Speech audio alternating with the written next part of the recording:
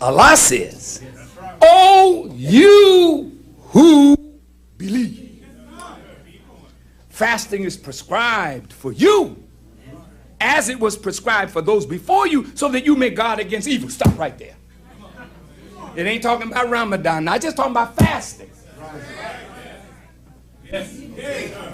Now, Muslims, how often do you fast? Well, I just wait until Ramadan comes, baby. And if I can get through that, I figure I've done my duty. But evil is pervasive. As a young follower of the Honorable Elijah Muhammad, I fasted every month, 3 days. My wife will tell you I fasted 5 days. I fast 7 days.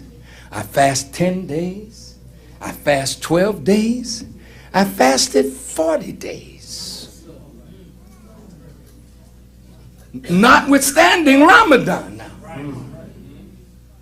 Why are you fasting, Farrakhan? It's a prescription. Who's the doctor that wrote it? Dr. Allah. And Dr. Allah says, if you want to guard against evil, stop eating so much. Because if you can discipline the appetite of food and drink, you can discipline the appetite of sex and the greed that has caused human beings to prey on one another and destroy the brotherhood. If you can discipline your stomach and the need for water, which is 75% of your body, surely you can discipline a lying, gossiping, slandering tongue. We don't fast that much, so we lie a lot, gossip a lot, slander a lot, fornicate, commit adultery, gamble, do all the things that Allah said don't do, and wonder why we are unsuccessful. We are unsuccessful to the degree that we are not guarding against evil. And you can't guard successfully against evil without prayer and fasting. Okay, now look at this. For a certain number of days. Didn't specify. That's right.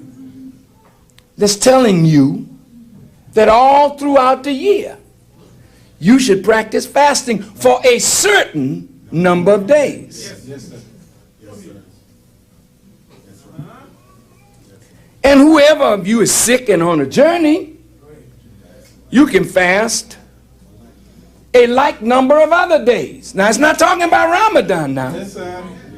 It's talking about fasting. Yes, in other words, fasting is a prescription. We are sick. Yes. The doctor has given it to us, and we have got to follow the doctor's orders if we want to get well. Yes. So even though you may be physically sick or on a journey, if we in the nation fast this week 3 days and next month 3 days, well, next month will be Ramadan, but if we fast and you say, well, excuse me because I don't feel well and I'm traveling, Allah said, fine. I understand, but when you're free of your sickness and your travel, you fast a like number of days. Now he gets to Ramadan. He said the month of Ramadan is that in which the Quran was revealed.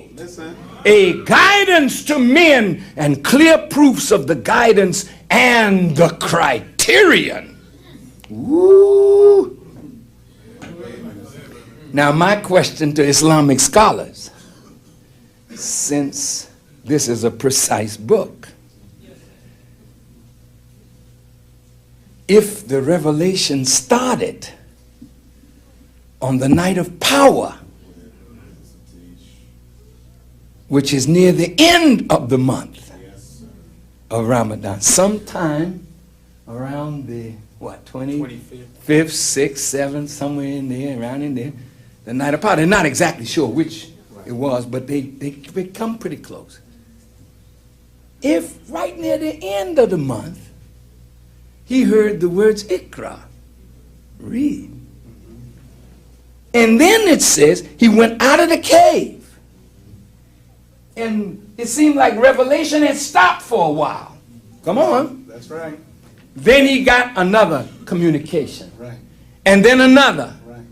And over 23 years, a book was revealed, compiled, Yes. put together by the direction of Allah. Yes. And we have this book now in our hands. But the Quran says the month of Ramadan is that in which the Quran was revealed. Okay. Now some other scholars trying to make it fit. Yes, sir. They know something is amiss, but they don't know exactly what it is. So they try to make it fit. And they say, well, you see, Allah revealed the whole of the Quran to his heart at once. And then under circumstances, it would come out. Well, hell, if he revealed it all at once, then Gabriel's job was over the first time he saw him. But that's not true. Gabriel assisted him all the way through till the Quran was completely revealed. Something is missing here that needs to be discussed. So whoever of you is present in the month, he shall fast therein. Now you got the prescription, fasting generally. Now you got a specific instruction from God. Whoever is present in this month, you must fast therein, in that whole month. Then it says, but whoever is sick or on a journey, he shall fast a like number of days. Allah desires ease for you. So the Muslim world said, well, Elijah Muhammad, you're not a real Muslim. You're just not a real Muslim because you're not fasting with us during the month of Ramadan. You're fasting in the month of December. Honorable Elijah Muhammad said, yes, it's true. He said, but my people have been brought to America and robbed completely and spoiled. They are sick.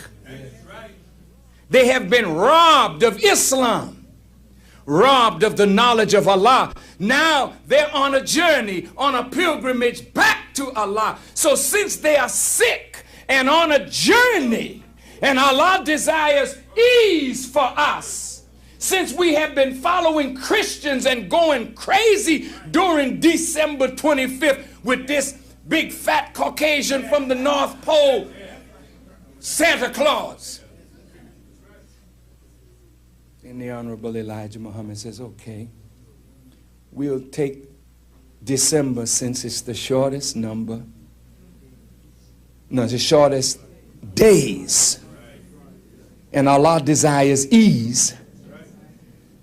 I'm going to get you to fast during the whole month. But the sun will set early, short, at 5 o'clock or somewhere nearby, and you won't have to have those long days like your big brothers. And since you are sick and on the journey, we're still going to keep the fast, but we'll keep it in a like number of days. Now look at this. And the Muslims said, they ain't true Muslim. But the angel said, whoa! Look, those Negroes in America, look at them. They're not drinking no water. They're not eating no food. They're not partaking of no sex. They won't quarrel and argue. They are fasting a like number of days. You can't see it, but Allah saw it. And Allah rewarded us and blessed us because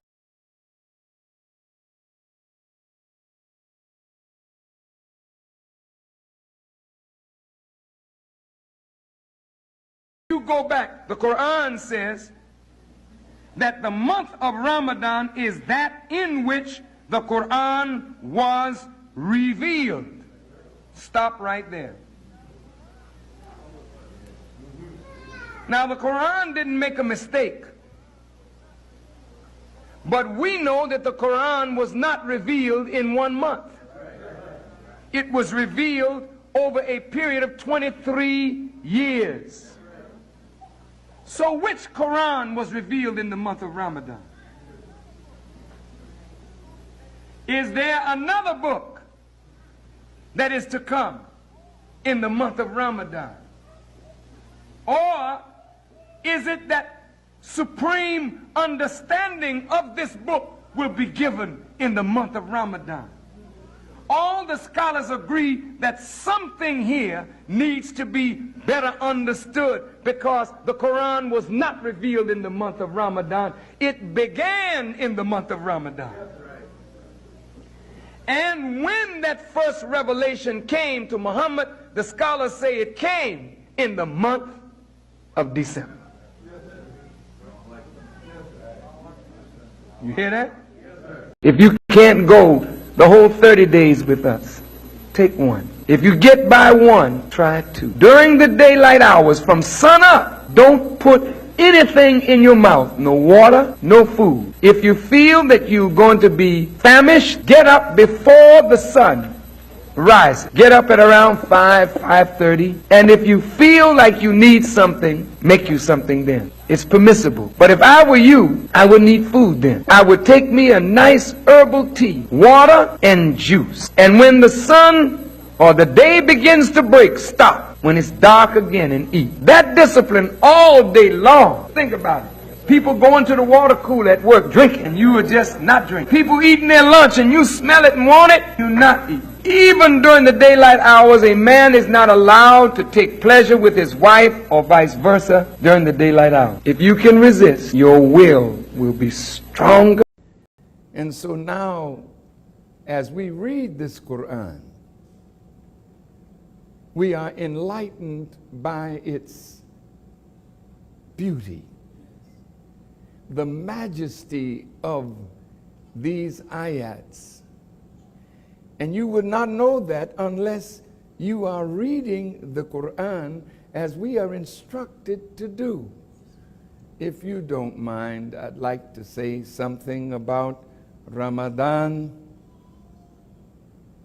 This is a very sacred month.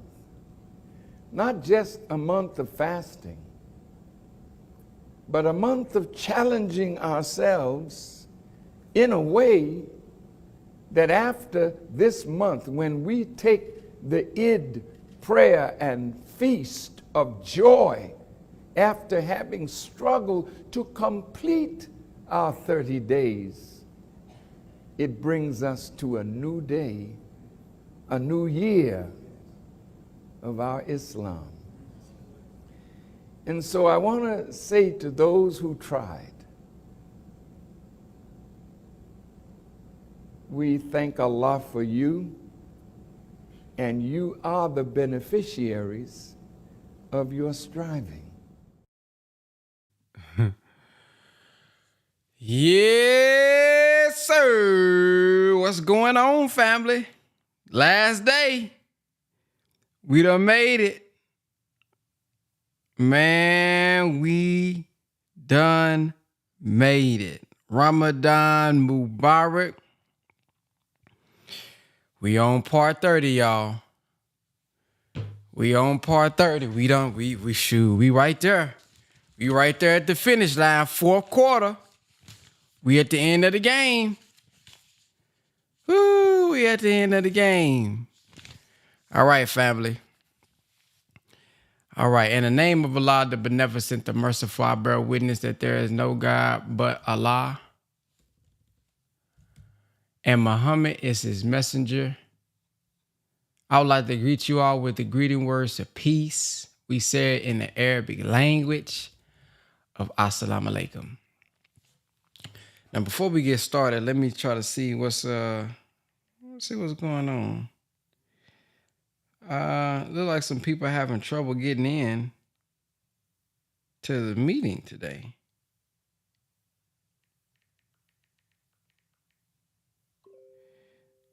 Somebody, they said power is not working. I'm not sure. I mean, that's the passcode. I mean, I'm looking at it.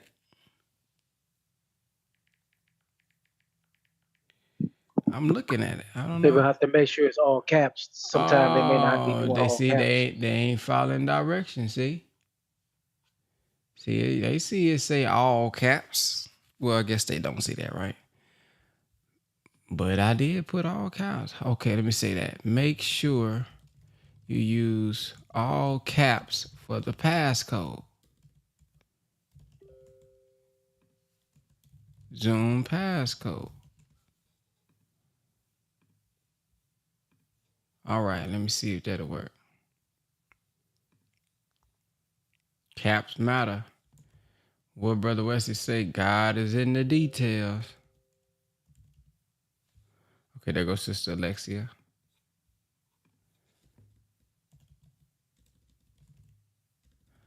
Okay, there we go. Well, let's go ahead and get started, family. We are on page 1169. We are on Surah or chapter 78. Obviously, ayat number 1. All right, hold on me. Sister's about to take us to the Quran. All caps matter. All caps matter. Tomorrow is the 10th. The Honorable Minister Louis Farrakhan, inshallah, will be speaking tomorrow, by the way, so let's not forget that. And after the minister speaks, we're going to give our feedback, not only on what the minister spoke about, but we're going to give our feedback on our journey and just feedback on the 30 days with the power call tomorrow as well, okay? So be prepared for that. For those who are tuning in and watching, make sure you go to www.thepowercall.net to go ahead and get inside of the community as well. www.thepowercall.net. All right. What time? That's a great question. Let me see. And before we get started, let me see. The minister will be speaking. Let me see what time that is. We're gonna be listening on Umar Reflects. This is at 5 a.m. Ooh, Lord. 4 a.m. Central Time. Woo! Okay. That's okay. One last day, we got to get up that early for that. So it's going to be 4 a.m. Central Time. So make sure we get some sleep tonight, okay? Let's make sure we get some sleep tonight. Woo! Okay. That's all right. We got this. We got this. Do we have a link for that? Yeah, it's going to be, we're going to listen to it on the power call. I mean, y'all can listen to it on the podcast app if you want to, but, you know, we always listen to it on the power call because we're going to give feedback and discuss it at the end of it. So we'll be listening to it on here. All right. All right, let's go. Chapter 78, the announcement. And section 1, the day of decision. In the name of Allah, the beneficent, the merciful. Of what do you ask? Of what do they ask one another?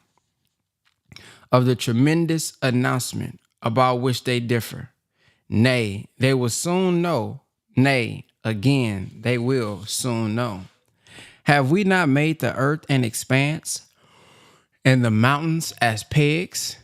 And we have created you in pairs and made your sleep for rest and made the night a covering and made the day for seeking livelihood. And we have made above you 7 strong bodies and made a shining lamp. And we sent down from the clouds water, pouring forth in abundance, that we may bring forth thereby grain and herbs and luxuriant gardens.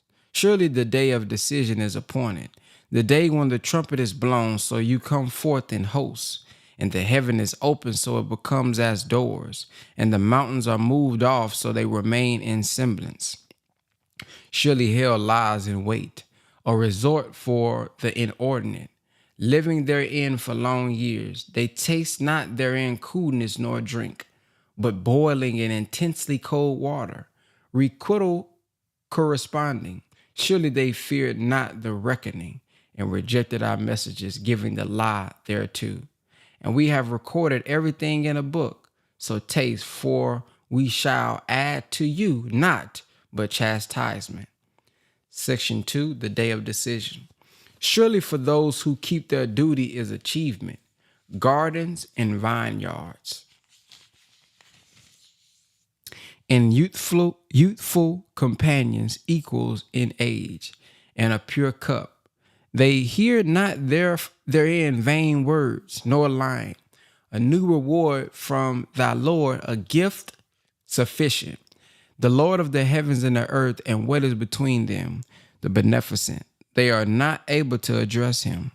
The day when the Spirit and the angels stand in ranks, none shall speak except he who is beneficent permits, and he who is the beneficent permits, and he speaks aright.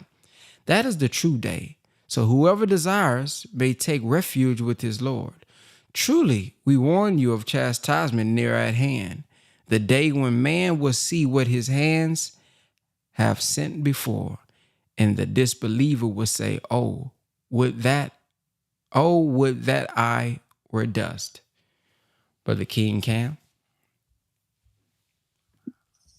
Chapter 79, Those Who Yearn. Section 1, The Great Commotion. In the name of Allah, the Beneficent, the Merciful, by those yearning vehemently, and those going forth cheerfully, and those running swiftly, and those that are foremost going ahead, and those regulating the affair. The day when the quaking one shall quake, the consequence will follow it. Hearts that day will palpitate, their eyes downcast. They say, shall we indeed be restored to our first state? What? After we are rotten bones? They say, that would then be a return with loss.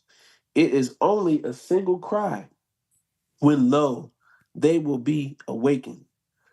Has not there come to thee the story of Moses, when his Lord called him in the holy valley of Tuah?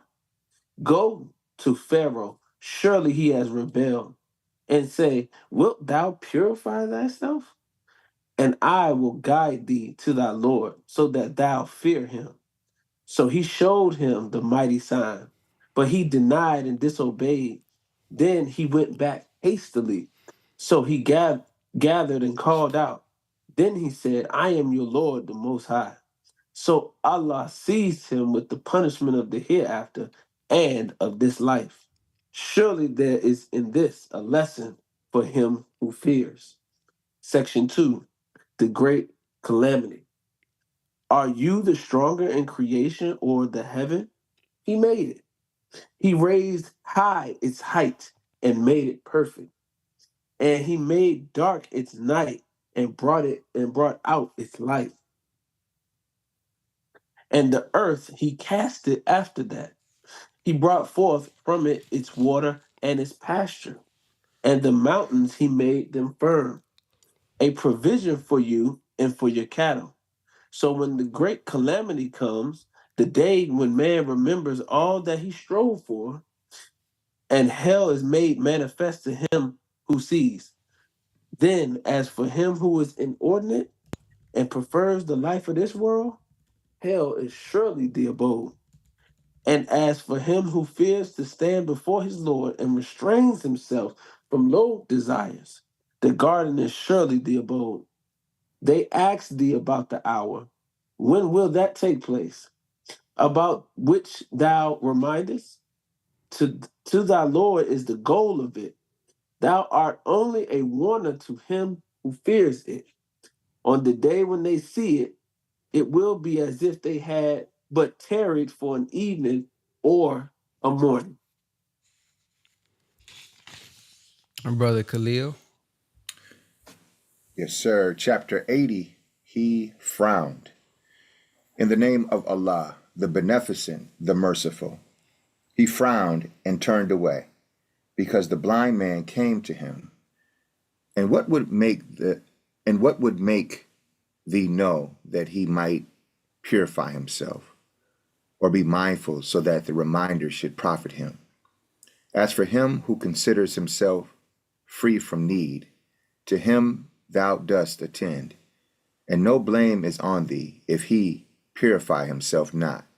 And as to him who comes to thee striving hard, and he fears. To him thou payest no regard. Nay, surely it is a reminder. So let him who will mind it in honored books, exalted, purified, in the hands of scribes, noble, virtuous. Woe to man, how ungrateful is he! Of what thing did he create him? Of a small life germ, he creates him, then proportions him, then makes the way easy for him. Then he causes him to die, then assigns to him a grave. Then, when he will, he raises him to life again. Nay, but he does not what he commands him. Then let man look at his food, how we pour down abundant water, then cleave the earth, cleaving it asunder, then cause the grain to grow therein, and grapes and clover, and the olive and the palm, and the thick gardens, and fruits of herbage, a provision for you and your cattle. But when the deafening cry comes, the day when a man flees from his brother, and his mother, and his father, and his spouse, and his sons, every man of them that day will have concern enough to make him indifferent to others. Faces on that day will be bright, laughing, joyous, and faces on that day will have dust on them, darkness covering them. Those are the disbelievers, the wicked. Chapter 81, the folding up. In the name of Allah, the Beneficent, the Merciful.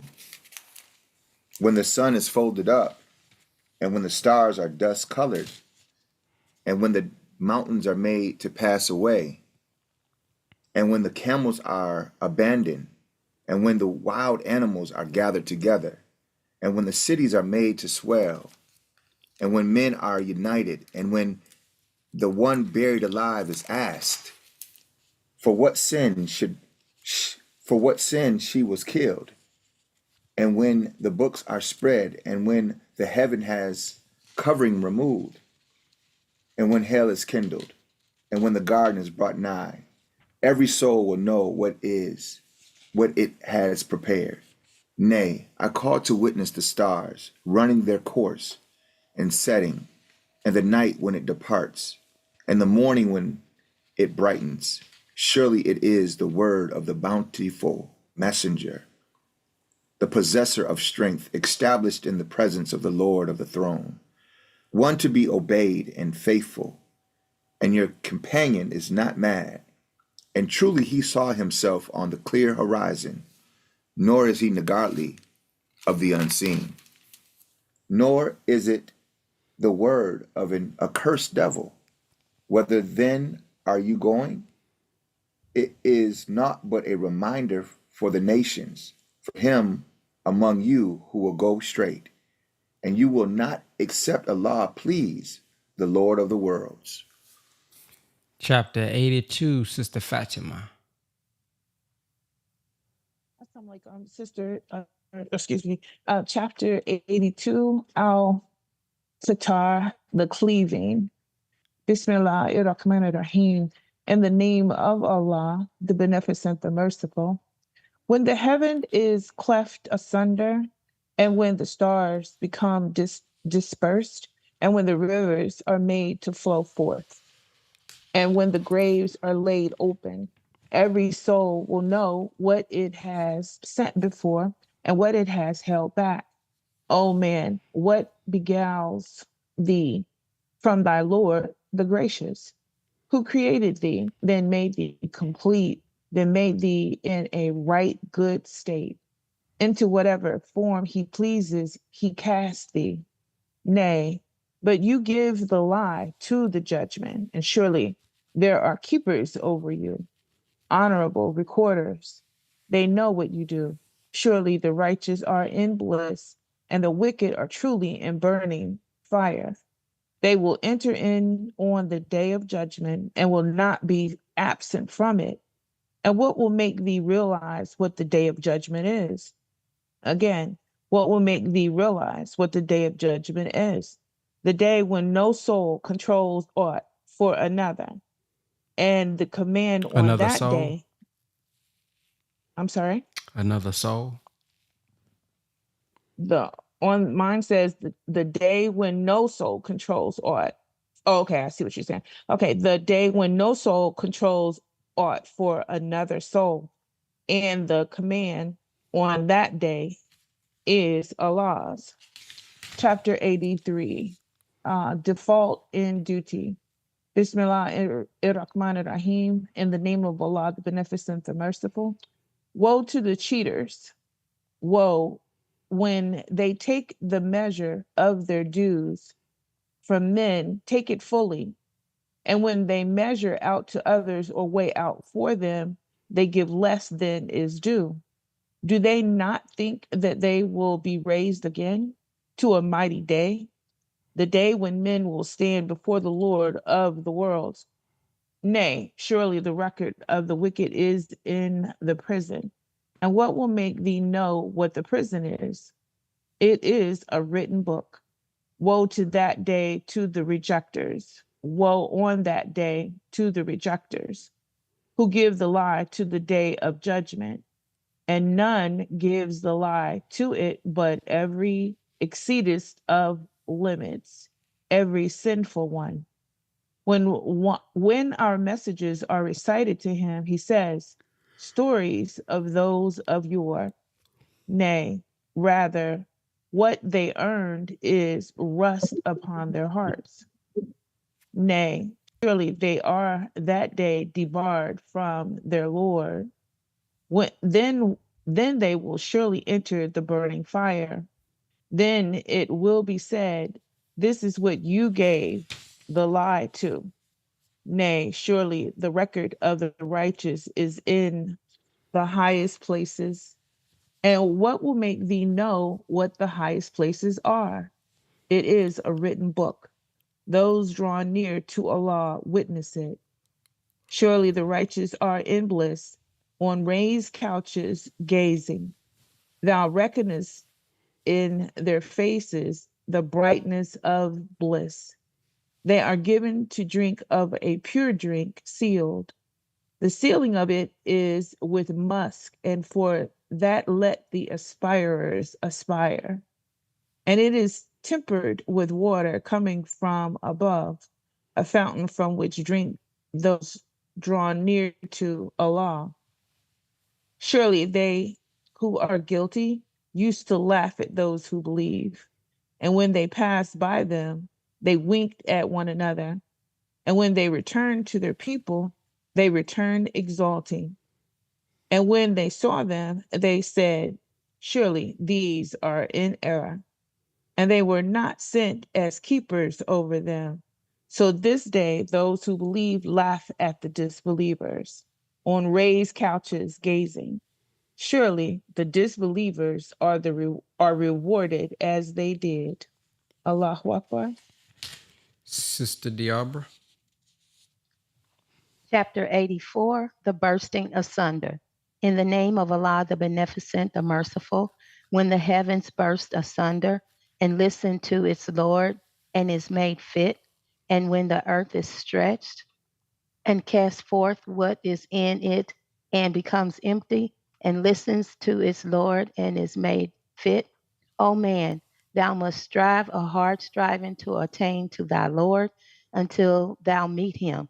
Then, as to him who is given his book in his right hand, his account will be taken by an easy reckoning, and he will go back to his people rejoicing.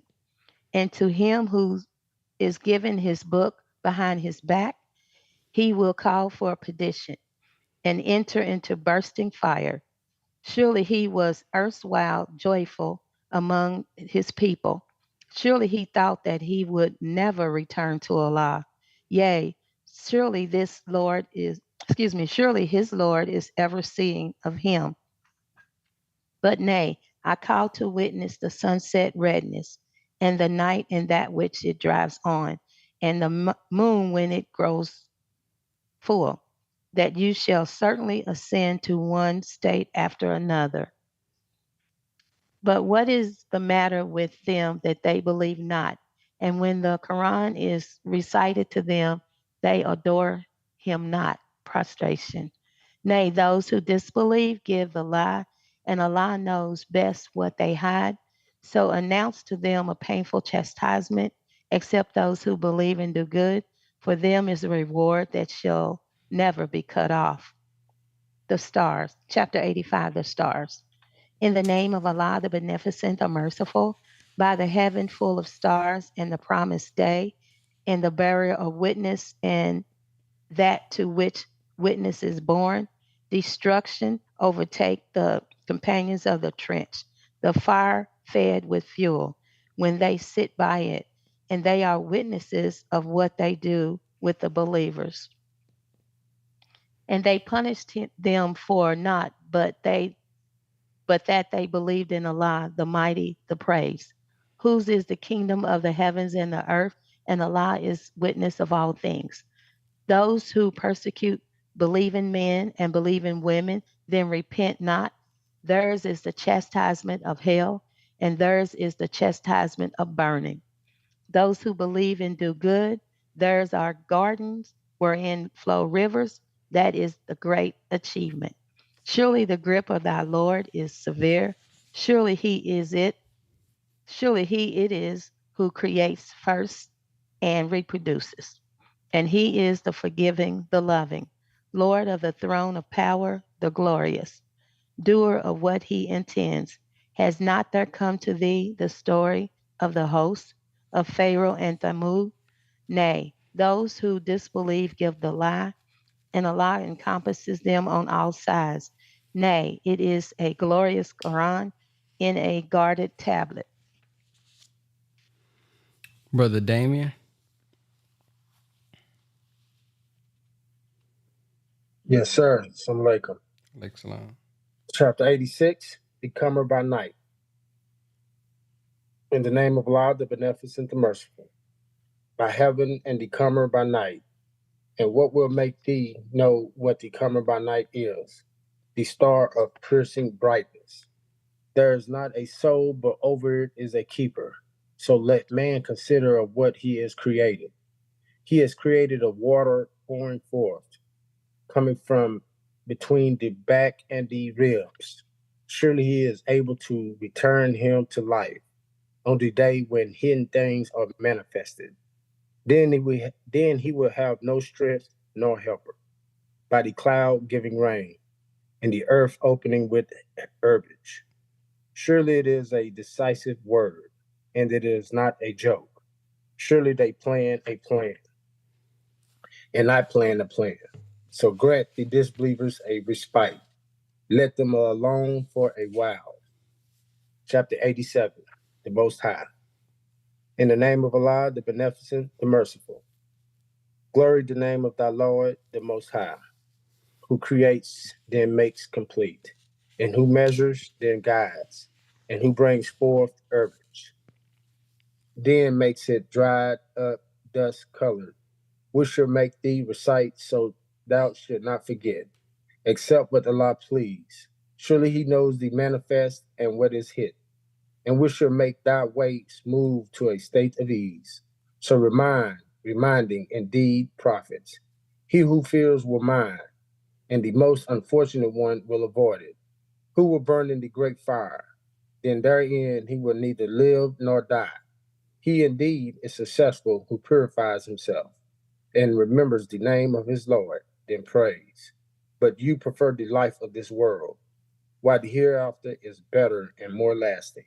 Surely this is in the earlier scriptures, the scriptures of Abraham and Moses. Chapter 88, Brother Rob 27X.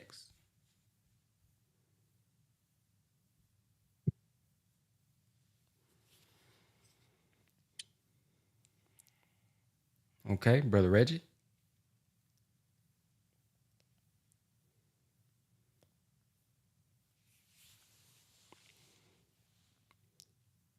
All right, Sister Jenny. Assalamu alaikum. Chapter 88, Al-Gusiyah, the overwhelming event. In the name of Allah, the Beneficent, the Merciful, has there come to thee the news of the overwhelming event? Faces on that day will be downcast, laboring, toiling, entering the fire. I'm sorry, hold on. Made to drink from a boiling spring. They will have no food but of thorns, neither nourishing nor satisfying hunger. Faces on that day will be happy, glad for their striving, in a lofty garden.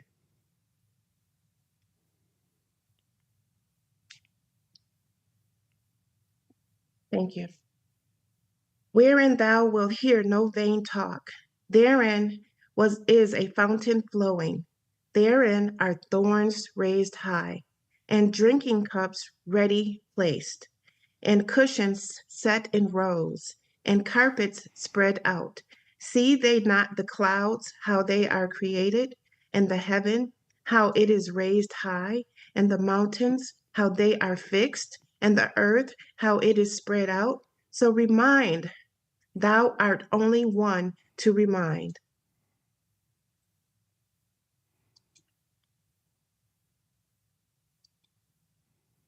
I'm sorry, I lost my place. Assalamu alaikum. 22, sis. Thank you. Thou art not a wandering over them, but whomever turns back and disbelieves, Allah will chastise him with the greatest chastisement. Surely to us is their return. Then it is for us to call them to account. Chapter 89, Al-Fajr, the daybreak. In the name of Allah, the Beneficent, the Merciful, by daybreak and the 10 nights, and the even and the odd, and the night when it departs. Truly, in this is an oath for men of understanding.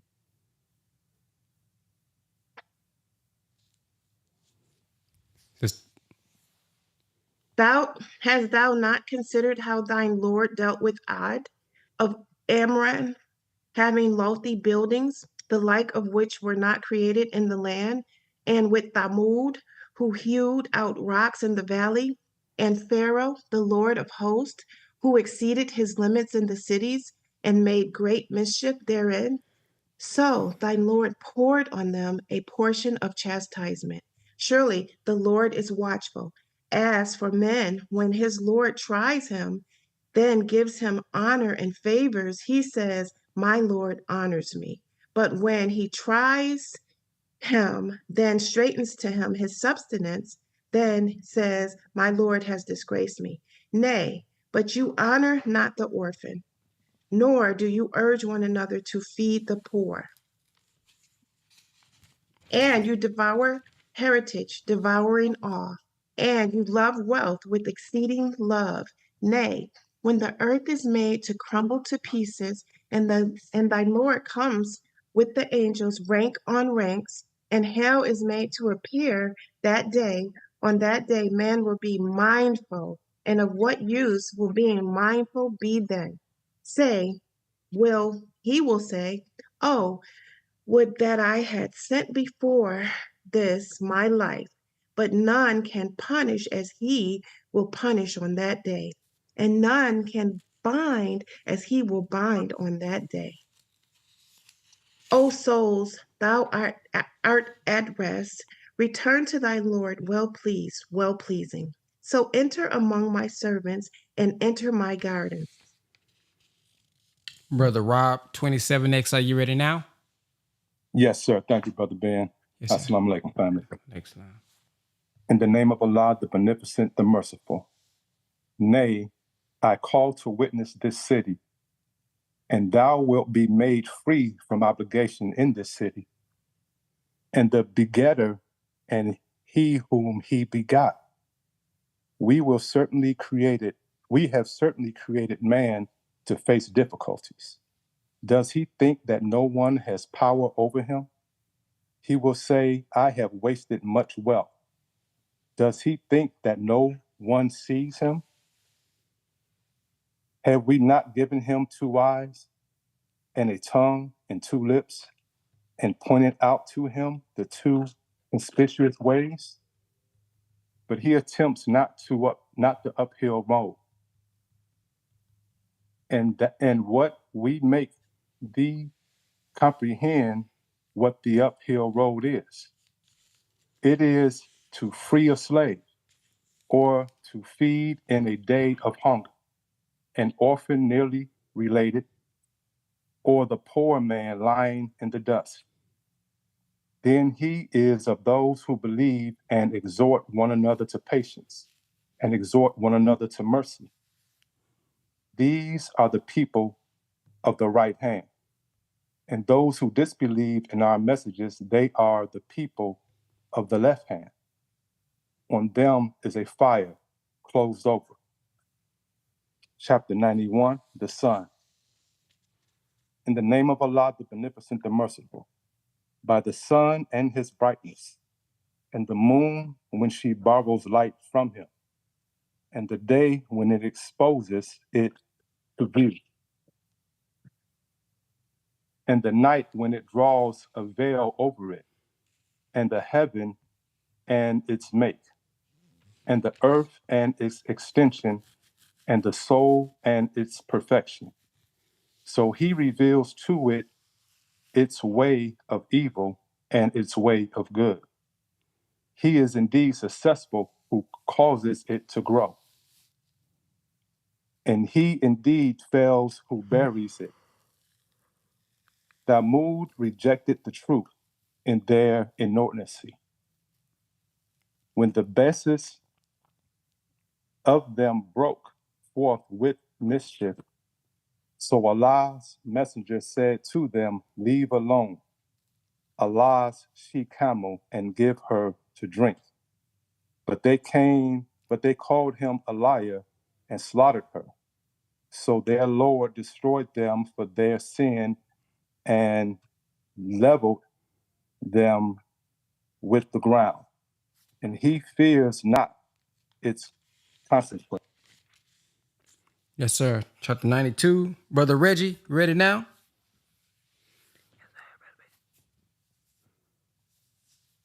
All right. Sister Gina.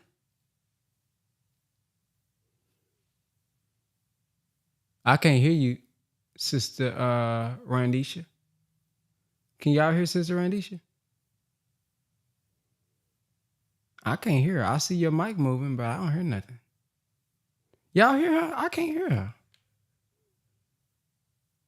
Wow. Something must be wrong with my stuff. Somebody else say something.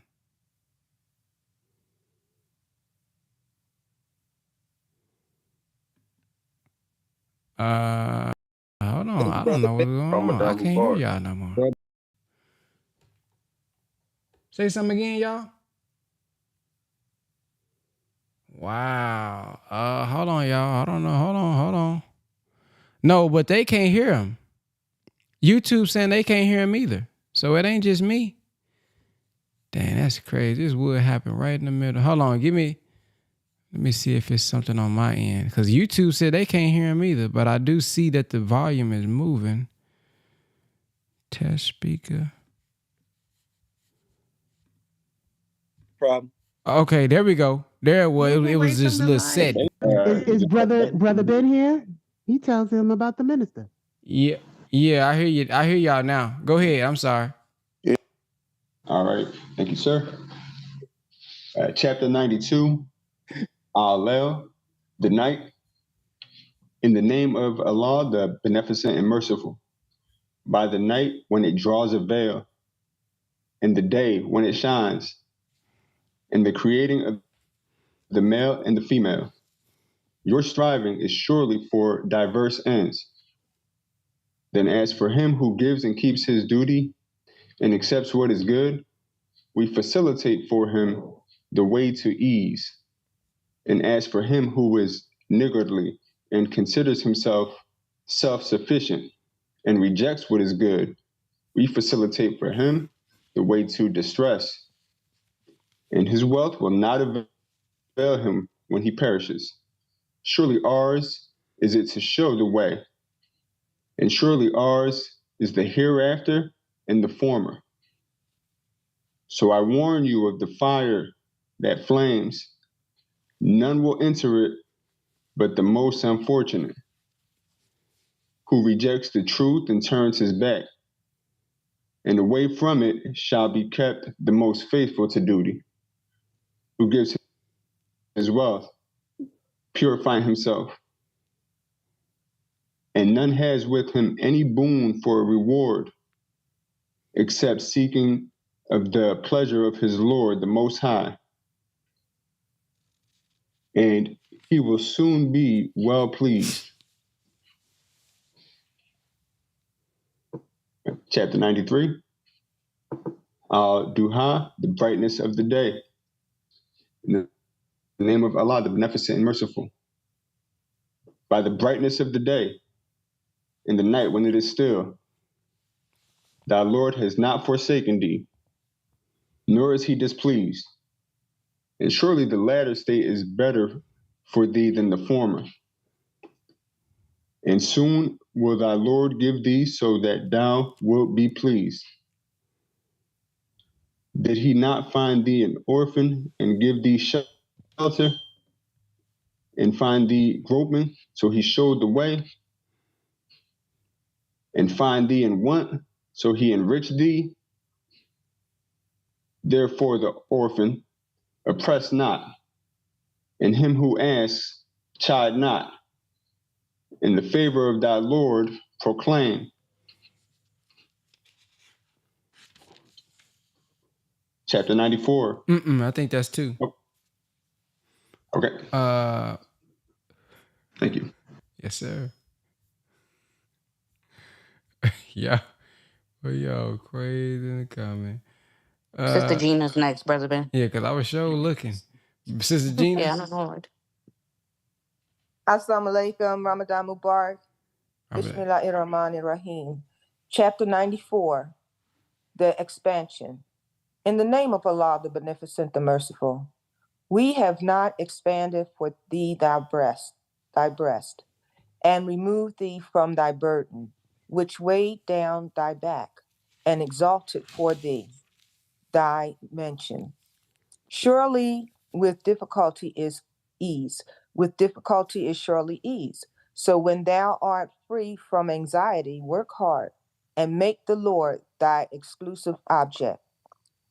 Chapter 95, the fig. In the name of Allah, the Beneficent, the Merciful, by the fig and the olive and Mount Sinai, and this city made secure. Certainly we created man in the best make. Then we rendered him the lowest of the low, except those who believe and do good. So theirs is a reward never to be cut off. So who can give the lie to thee after this about the judgment? Is not Allah the best of the judges? Yes, ma'am. Sister Yatira? Yes, sir. Chapter 96, Al-Alaq, the clot. In the name of Allah, the Beneficent, the Merciful. Read in the name of thy Lord who creates man from a clot. Read, and thy Lord is most generous, who taught by the pen, taught man what he knew not. Nay, man is surely inordinate, because he looks upon himself as self-sufficient. Surely to thy Lord is the return. Hast thou seen him who forbids a servant when he prays? Seest thou if he is on the right way, or enjoins observance of duty? Seest thou if he denies and turns away? Knows he not that Allah sees? Nay, if he desists not, we will seize him by the forelock, a lying, sinful forelock. Then let him summon his council. We will summon the braves of the army. Nay, obey him not, but prostrate thyself and draw nigh to Allah. Prostration. Chapter 97, Al-Qadar, the Majesty. In the name of Allah, the Beneficent, the Merciful. Surely we revealed it on the night of majesty. And what will make thee comprehend what the night of majesty is? The night of majesty is better than 1,000 months. The angels and the Spirit descend in it by the permission of their Lord for every affair. Peace. It is till the rising of the morning. Praise be to Allah, Brother Irvin.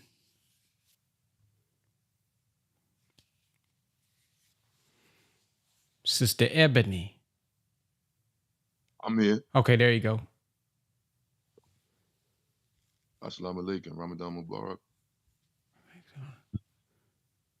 In the name of Allah, the Beneficent, the Merciful, those who believe from the people of the book and the idolaters could not have been freed till clear evidence came to them.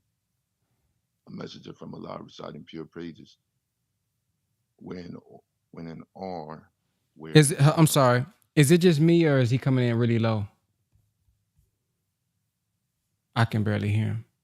He's coming in really, really low. Are you Yeah. are you on Bluetooth or maybe covering your mic? Can you hear me now? Yeah, that's a little better. Would you prefer I start over? Are you on Bluetooth?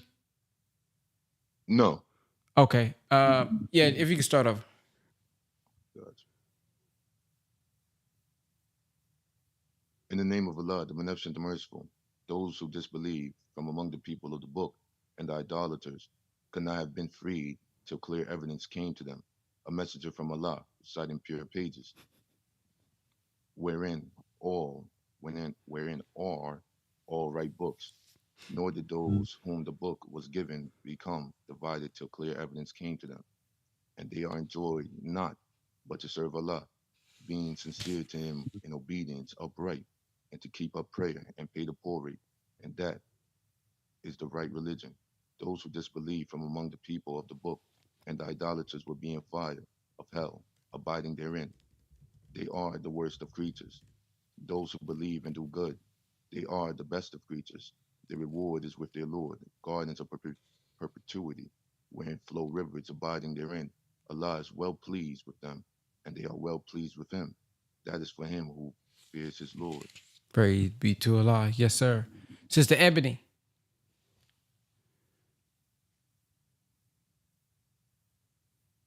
Yes, sir. Chapter 99, the shaking.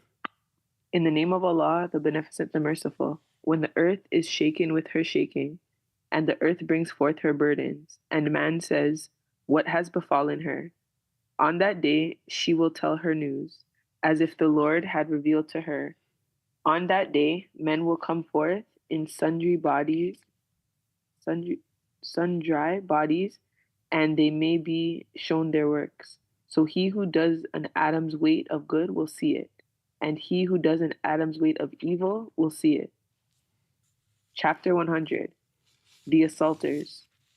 In the name of Allah, the Beneficent, the Merciful, by those running and uttering cries, and those producing fire striking, and those suddenly attacking at morn, then thereby they raise dust, then penetrate thereby gatherings.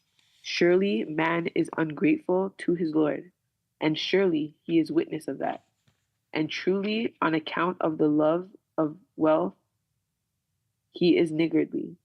No, knows he not when that which is in the graves is raised, and that which is in the breast is made manifest. Surely their Lord this day is aware of them. Chapter 11, the calamity. How you say that, y'all? Calamity. I knew that. I'm sitting here. But that dang son have messed up my eye. That calamity. Okay, in the name of Allah, the Beneficent, the Merciful.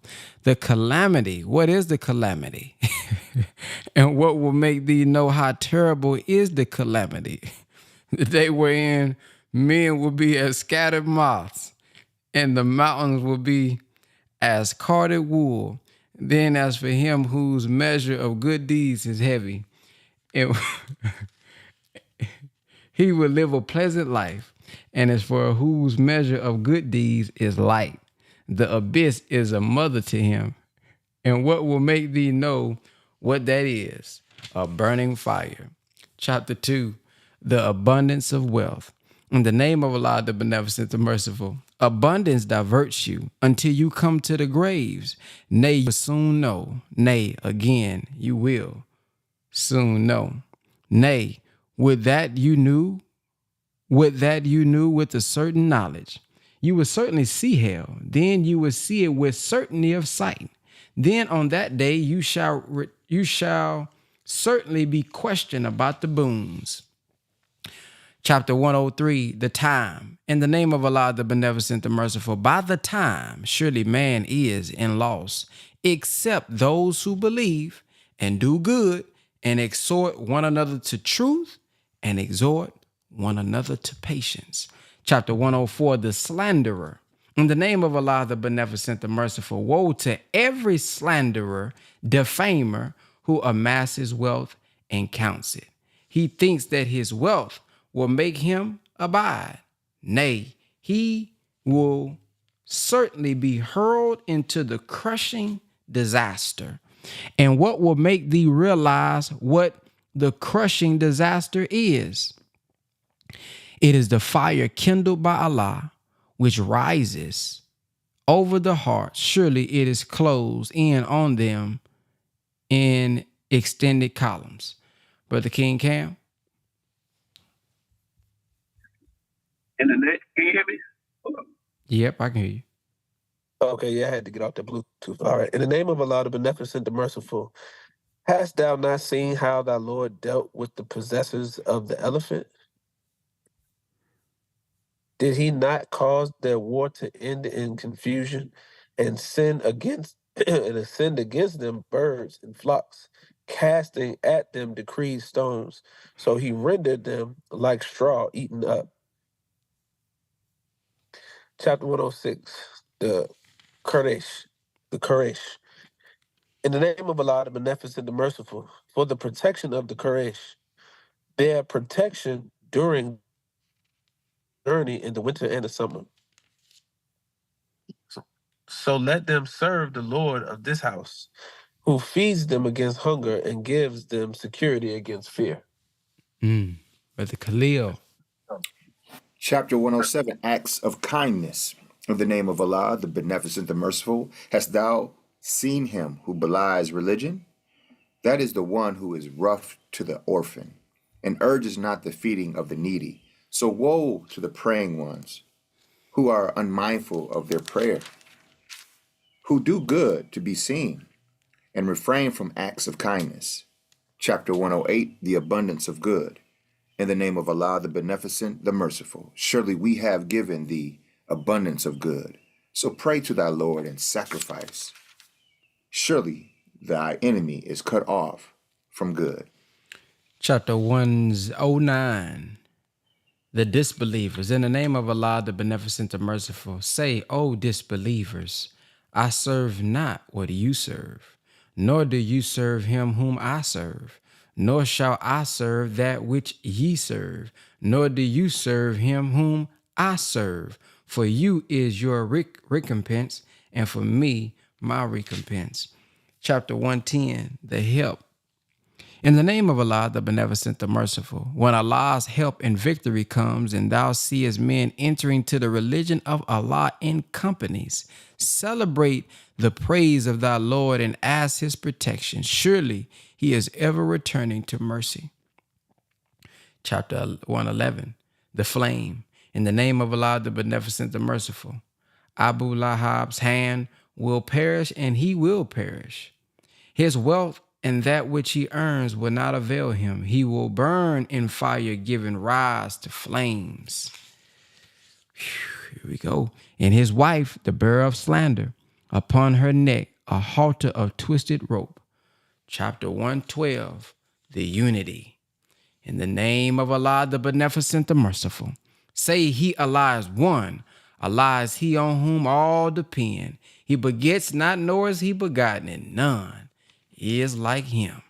Chapter 113, the dawn. In the name of Allah, the Beneficent, the Merciful, say, I seek refuge in the Lord of the dawn from the evil of that which he has created, and from the evil of the intense darkness when it comes, and from the evil of those who cast evil suggestions, infirm resolutions, and from the evil of the envier when he envies.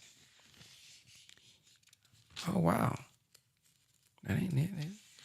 Chapter 114, the men.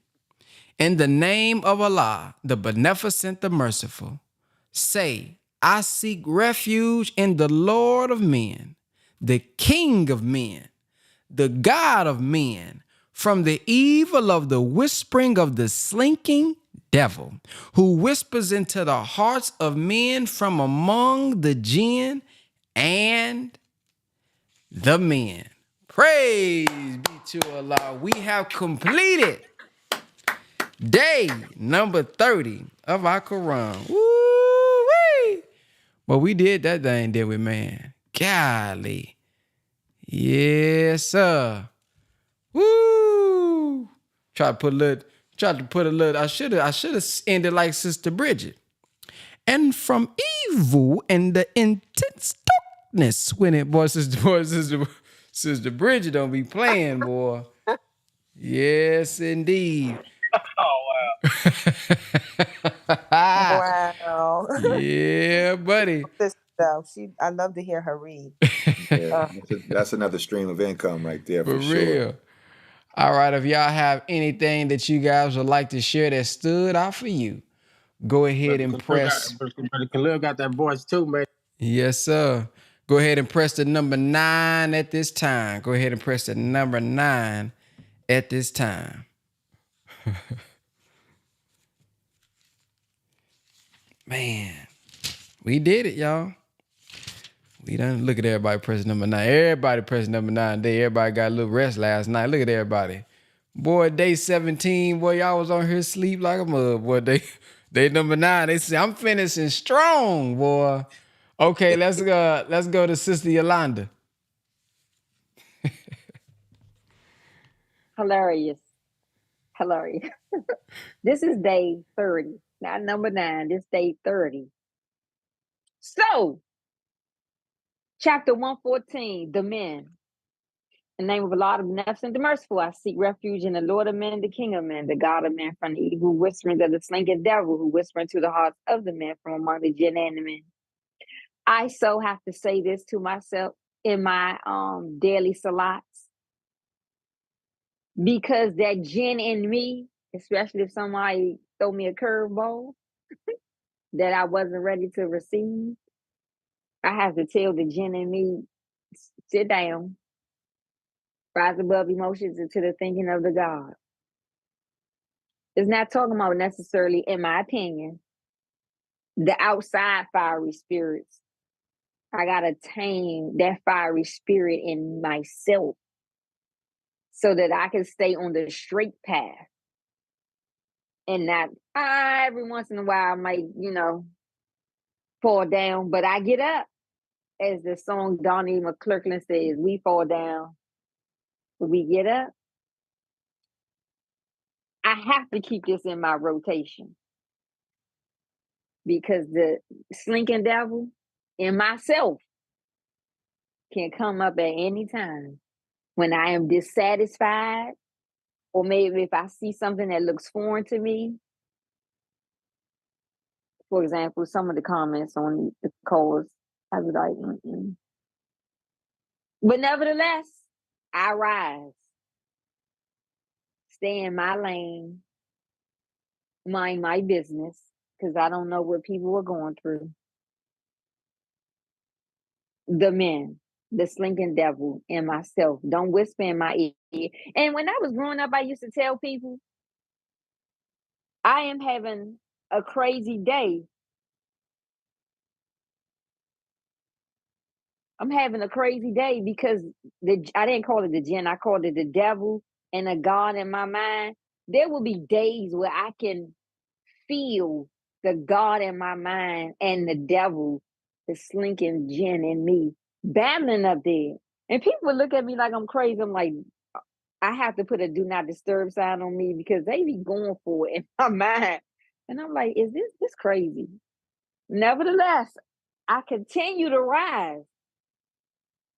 The brain the mind conditioning through these cartoons. I think that's where my mind got it from. When you look at the cartoons and they show the little animation of the devil on one shoulder and the angel on the other shoulder, like seriously, my mind used to go through it sometime, and I'm like, oh my goodness, this is crazy. Am I really seeing this in myself? Yes, ma'am, you are. So get it together. And I had to sit down, Jen, because we're not doing that. I'm under construction. Allah is continuously got me under repair, and I'm going to stay under my repair. I'm going to read my lessons. I'm going to join my power call. And I don't have time for it because I want to live my heaven on earth while I'm in the earth or on the earth, whichever preposition you use. Thank you for allowing me to share. And we made it. Ramadan Mubarak. Ramadan Kareem. Just a warning. Tomorrow we're gonna give feedback on the power call. So as we share our feedback, I know we're gonna be, oh man, you know, this Ramadan. But let's say that for tomorrow. Yeah, let's say that for tomorrow. Tomorrow may be really long, y'all. So really sleep in tonight. It may be long because I want us to be on camera. I want everybody to share, you know, their experience. So tomorrow gonna be a little long. Let's go to Brother King Cam.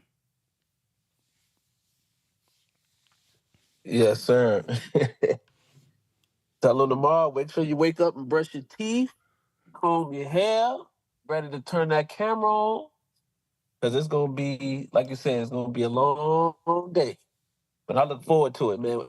Hey, we was just in the comment section kind of reflecting off of this Ramadan, you know, and after what we read today, man, it's such a beautiful opportunity just to be able to come on the power call with like-minded individuals and read the Holy Quran and, you know, and discuss what we read. So, you know, I would like to believe, man, walking away from this Ramadan, you know, you was able Cam, to. are you doing what I just said we're gonna do tomorrow? Hold on, I'm getting to today. Hold on. I'm trying to turn the corner, brother. I was going that direction. The spirit was pulling me that way. I'm trying to turn the corner back to today. So what stood out today? That the hard pivot. What stood out today for me They was joking today, bro. what stood out today for me was in Surah 109, 106. I mean 109, 1 through 6, where it talked about the disbelievers. And you know how Allah really laid the hammer down on the disbelievers and talked about how you don't serve what I serve and things of that nature. And you know, in 2024, it's a clear distinction of what's happening. So we know the disbelievers from those who believe. And there's no title that's attached to believers. There's no title that's attached to disbelievers. The Quran makes it clear. It says those who follow Allah and His Messenger are the believers. The steadfast, the foremost. Those are the believers, the righteous, the ones who fast, the ones who give in charity. Those are the righteous. The ones who are the disbelievers are the ones who rebel against Allah, who take Satan for a sincere advisor. Those are the disbelievers. So we able to understand the difference between the two and know that we are in the midst of the believers today. And I finish my point tomorrow that I started today.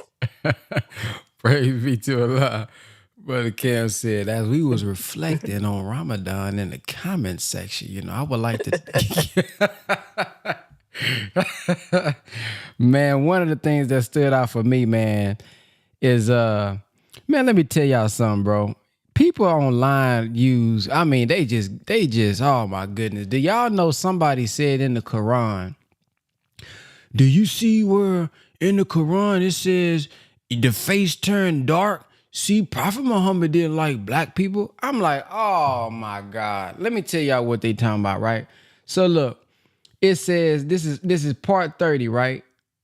I'm gonna just start with ayat 34. The day when a man flees from his brother and his mother and his father and his spouse and his sons, every man of them that day will have concern enough to make him indifferent to others. Faces on that day will be bright, laughing, joyous, and faces on that day will have dust on them, darkness covering them. Those are the disbelievers, the wicked. So they took that, y'all, and said, basically trying to say black people are wicked. Oh my goodness. I mean, you just gonna hear everything online, but this is what the footnote says. The brightness of the faces spoken here indicates their joy. Their being covered by darkness indicates sorrow and gloom.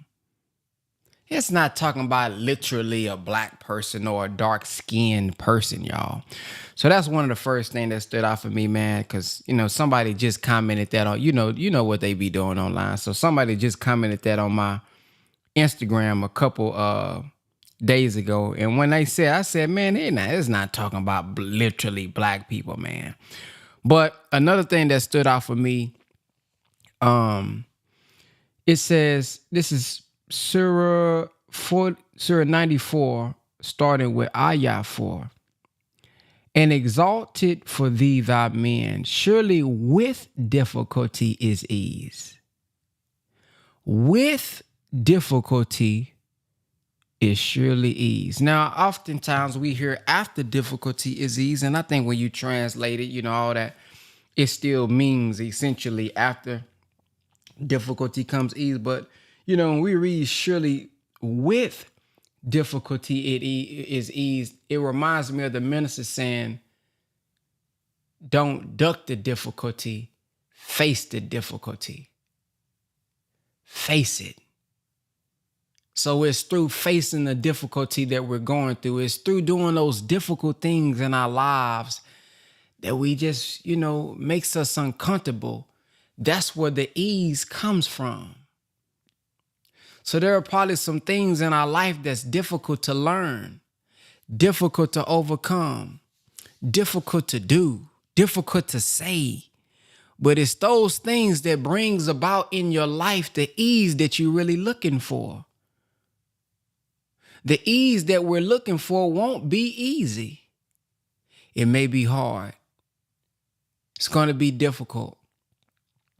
And what I found, man, as I reflect on my life, it's those difficult things that brought a little ease in my life.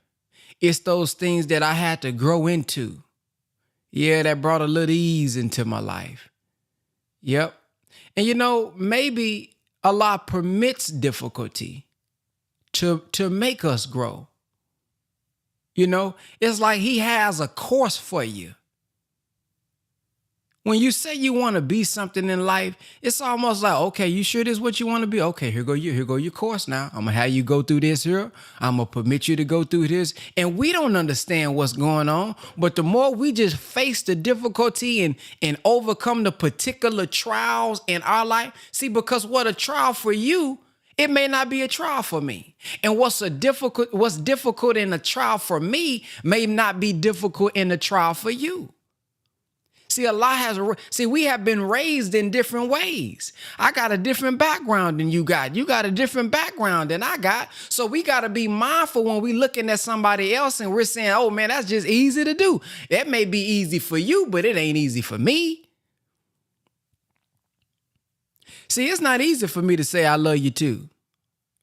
See, that's difficult for me. I don't know if y'all notice it, but I don't really say I love you too much. Now don't start recognizing it now. Talking about, no, I ain't never brother be in the US. But see, my background a little bit different. So to see you say, oh, I love you too, and I love you, to easily do that, I'd be like, wow, that's pretty cool. That's amazing. But my difficulty and what I struggle with is not what you struggle with. So God, man, I just believe, man, is taking us through something, not to break us, not to destroy us, but it's to purify us and make us into something that we don't even know is in us. So face the difficulty. Don't think about, oh, let me do the suicide joint. No, don't get to, oh, let me just check out. Let me, give up on myself. No, don't give up on yourself. Because what I found is when you face that difficulty and you get to the other side, it gives you a level of confidence to move on through your next milestone. When I used to do backflips back in the day, when you first do your backflip on the bed, well, some of y'all probably didn't. What I be seeing on Instagram, them dudes be busting their head wide open trying to do them backflips. You supposed to start on the air mattress, start on the big bed. Then you do then you do your floor with the carpet. Then you move to the grass. Now it's time for you to go ahead on the concrete. But see, every level was giving me a level of confidence. I landed that time. Boom, you landed. Boom, okay, you landed. Now I started doing it I used to start doing backflips off of cars. But I didn't start off on the car. I started off on the bed. So whatever difficulty that we're going through, man, let's strive to face it. Whatever that thing is, you got to do in your life. Inside, there's something urging you. You got to do this. I know you don't want to do it, but you got to come on and do it. Or else you're going to remain in a stressful condition. Or else you're going to remain feeling like something in you is just like, won't even let you really just live because I got to do this. So yeah, with difficulty is ease, and after difficulty comes ease. So let's go to Sister Yatira. Oh Lord, I gotta come behind that football. Okay. Yes, sir. Wow, this is beautiful. That was beautiful, Brother Ben.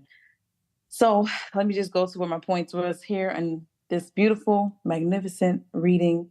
Chapter 84. I had a couple of different highlighted points, but they're all pretty quick. Chapter 84, right here about the books, that stuck out to me today on verse 7. Then as to him who is given his book in his right hand, his account will be taken by an easy reckoning. And then skip down to the other one where it said, and to him who is given his book behind his back, he will call for perdition. And just reading that just stuck out to me because, I've just hearing that, you're going to get that book in your right hand, basically you want to be given your book in the right hand about your, good deeds that you have, passed the test, if you will. And then the next page where it said, ayat 20, but what is the matter with them that they believe not? And these kinds of questions in the Holy Quran really made the Quran like real for me as I was first reading it, because I was like, wow, I mean, they asking like these are some real questions. Like, I just asked my, somebody that, well, somebody I know who hasn't come into the teachings or hasn't accepted. That's a real question that I may have asked. Like, what part of this you don't get? Like, what is you don't believe? You believe in the Bible, or you say you do. So when we talking about the teachings and we talking about the time that we living in, and the Pharaoh, that's America. Like, what? Why you don't believe? And so the question, but what is the matter with them that they believe not? It's like, okay, I guess I ain't too wrong for asking the question. But going into the reading further, there was the part, I think it's right here on the Most High. And it says, it's talking about he who is mindful, he who fears will mind. There's one part. Oh, okay. So he indeed is successful who purifies himself and remembers the name of his Lord, then prays. Hold on, Wally.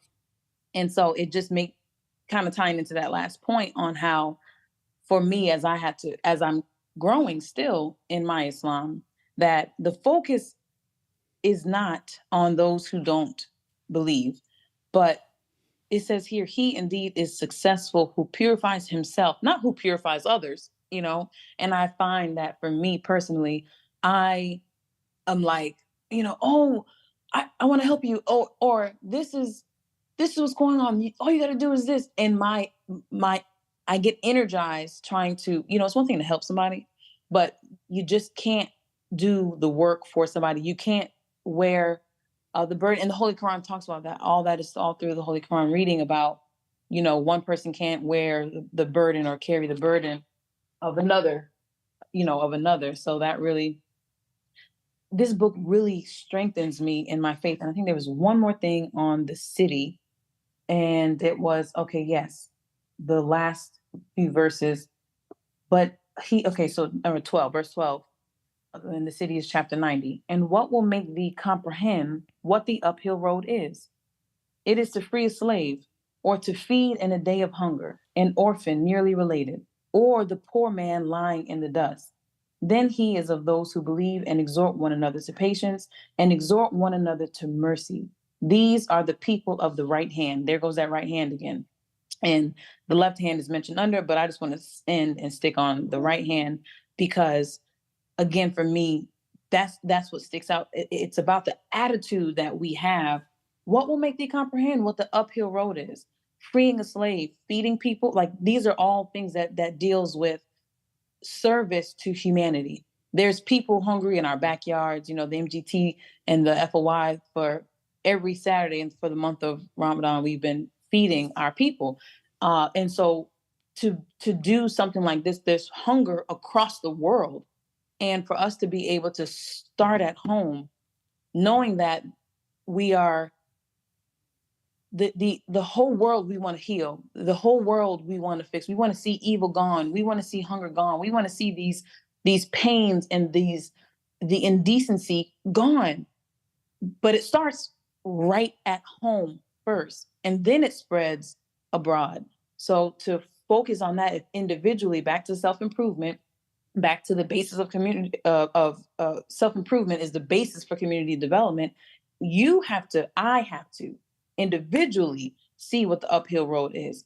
I have to have the desire to free a slave, which most of the entire planet is in a form of slavery against our open enemy, feeding the hunger, the hungry. And so just having this mindset going forward from, speaking to myself as I'm reading it, that all deeds should be good deeds. And even in to say that we believe, we exhort one another to patience and we exhort one another to mercy, So that was really beautiful for me and a beautiful ending for this beautiful reading. Thank you. Assalamu alaikum. Wa alaikum salam. Brother Remus.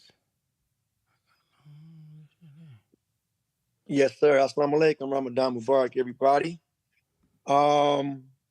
Man, I don't want to. Brother Cam said he had a hard pivot. I thought about somebody's ankles getting broke right there, Brother Ben. That hard pivot, man, you might throw that knee out. Like, get back on focus. Oh, I don't want to make that mistake. Let's move up. Focused on this reading. Man, sisters share, everybody share. So amazing today. I'm going to start with where sister left off. 90, free a slave, feed the people, the right hand. I couldn't help but come into today thinking about the eclipse, and it was like a party amongst some people. And thought about many different scriptures, but this whole reading, I don't know if it stood out to y'all, but having done this 29 years, it really was clear, like the reference to the stars. The comer by night in 86 said, and what will make thee know what the comer by night is? The star of piercing brightness. If nothing happened yesterday, the planet became one in recognizing the greatness of Allah, in my opinion. Man, I watched all these white folks, in particular, CNN. They wasn't interviewing too many brothers and sisters, but as they was looking at different Indianapolis, and they was doing all these, they was following it. And the white boys was like, man, we gonna follow it. When's the next one?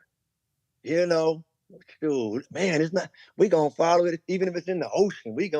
It was like, man, they was partying and getting married, and they was doing the most. And I was thinking to myself, it was cool in the sense that it was a spiritualness they were kind of on. It was a universality of like, whoa, like there's something big going on here. And I was thinking kind of from day one, since there's been a moon, there's been these eclipses going on. But it's like now the intention on it's like science and God, the world is realizing, and Allah, it's really coming to understand some things. And as we move into after Ramadan, I would exhort everybody to definitely, it was on my heart reading this, that difficulty, doing the difficult things continually. It's like lifting weights. We have all developed some discipline.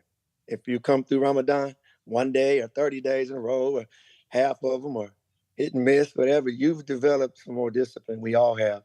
And to keep that, it's easy to just be like, okay, cool. Get back to normal now. 5 meals a day and whatever, right? And so, but I think we would have missed some. We do breaking. No, but she could slice right on it. Yes, indeed. And so I would just exhort that. After difference comes ease. Marriage, I thought about that. Have your faith in this whole process, especially what you were saying, Brother Ben. I'm going backwards. Let me go back to what my notes were. It was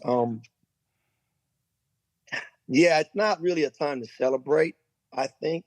The shock of the hour is a grievous thing. I think we got a window into like how much happens when just that simple thing about that's been happening, but everybody paid attention. The animals operate different. For that 1 minute, 2 minutes, 4 minutes, the atmosphere is totally different. That sunlight is absent. It's a lot in that little bitty view of what could be much greater and much more sustaining, ongoing than that. 89 talks about the daybreak. And in 89, men will be mindful, verse 23. Let me go to it. We hit so many chapters in the last day here. But I'm gonna go right to start at maybe 17 real quickly on 89. Ayat 17 says, "Nay, but you honor not the orphan, nor do you urge one another to feed the poor, and you devour heritage, devouring all, and you love wealth with exceeding love. Nay, when the earth is made to crumble to pieces, and thy Lord comes with the angels, ranks on ranks." Here we go. "And hell is made to appear that day. On that day, man will be mindful," like yesterday. "And of what use will being mindful be then?" It's kind of like when it go down, everybody is like, "Yes, sir," and they bow down. But it's kind of like an idea of Quran, and Allah's like, "Nah, this ain't. It's too late." To some extent, like Brother Cam kind of woke it up a little bit, like what I was thinking. Like, you can't just jump in that quick. It's like what you do now and tomorrow and the next day before. We pray that that day isn't right away because we all got some getting ready to do. But there's an idea that I thought about right there. It says, okay, on that day, man will be mindful. Everybody was bowing down. The whole planet. It was like, in that moment, like, okay, there's something that's not about the Democrats. It's not about the Republicans. It's not about what church I'm with. It's like every knee will bow when certain things go down. And it's easy to fall in when like all the lights go out or all of this happens or whatever it might be. Ain't no water. Oh, everybody's attention is gotten. But the question is, what were you doing before?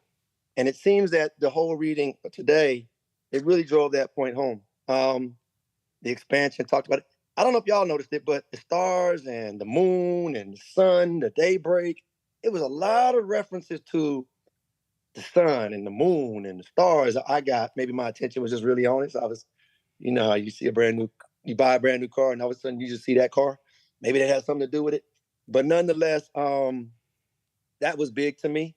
And that's, let's see my notes real quick here. Yeah, that's pretty much it that I wanted to highlight. Those are some of the main ones that stood out. Yeah, definitely continue the work was the main thing that resonated in my heart.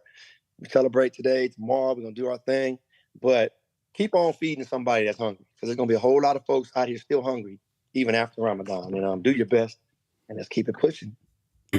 Praise be to Allah. Brother, I'm not sure how to say it. Is it Zaramani? Yes. Yes, sir. Assalamu alaikum. Alaikum salam. Chapter 96, the clot. Read in the name of the Lord who creates. creates man from a clot.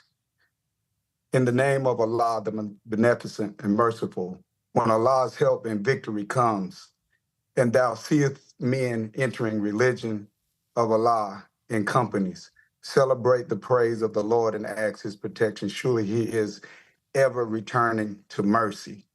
It goes into the help, but that stood out to me, and it almost brought tears to my eyes because we're made from a clot, a simple clot, and being on the power call has certainly changed my life and connected me with a lot of people from just everywhere. And the comedy, the things that takes you off, takes your mind away from pain is beautiful. And thank you, Brother Ben, and the people in this power call has really impacted my life and through struggle, because I think we all are tested in so many ways, and people really don't get a chance to share. And we're tested by people in the unknown when we go through our struggles of fasting. I don't know if anyone else experienced this. When we come to the end of this fast, I'm afraid to come off of it. That's how powerful it. I'm afraid to. Am I gonna mess it up? Am I gonna mess up this time? Am I gonna eat too much in a spiritual and the physical? I don't know if anyone else experiences the goodness of coming together with this power call of coming off the fast, because I don't want to mess it up, because Allah has been so good to me. But thank you. Wow. Praise be to Allah. Ooh-wee. Man. You know? Yeah. That's deep. For those who are tuned in and you are here for your very first time during the Ramadan, I do want to make an announcement that even after Ramadan, we do this, y'all. But it's Monday through Friday, not on the weekend. So it's Monday through Friday every morning. The time will be inside of the app, www.thepowercall.net, www.thepowercall.net. Go ahead and get in the community and create your profile. But Monday through Friday, we do this. We'll either read together or we're going to be watching a lecture together, and we give feedback at the end. So we over a year in, and hopefully, inshallah, in June, we'll see. I know everybody not going to be able to make it, but in June, we can see majority of everybody. But we'll talk about that in a few days. But yeah, man, Monday through Friday, we going to be here. So we ain't going nowhere. All right, let's Sister Ebony. So I was just going to share about my power call experience. So I guess that's tomorrow. What'd you say? I was going to share about my experience about the power call and just getting through the Quran for 30 days. But you said, don't share that. That's for tomorrow. Is that right? You heard correctly. Okay. Yes, sir. Assalamu alaikum, everybody. Wa alaikum salam. Boy, that almost broke that ankle, Brother Ben. She about to break your This is Ebony funny. Brother Darius. Ramadan Mubarak. Ramadan Kareem. Yes, sir. I had what stood out to me was similar to what stood out to you, as far as Surah 87, Ayat 8, and we shall make thy way smooth to a state of ease. Then in Surah 94, Ayat 5, 6, 7, and 8, it says, surely with difficulty is ease. With difficulty is surely ease. So when thou art free from anxiety, work hard and make thy Lord thy exclusive object.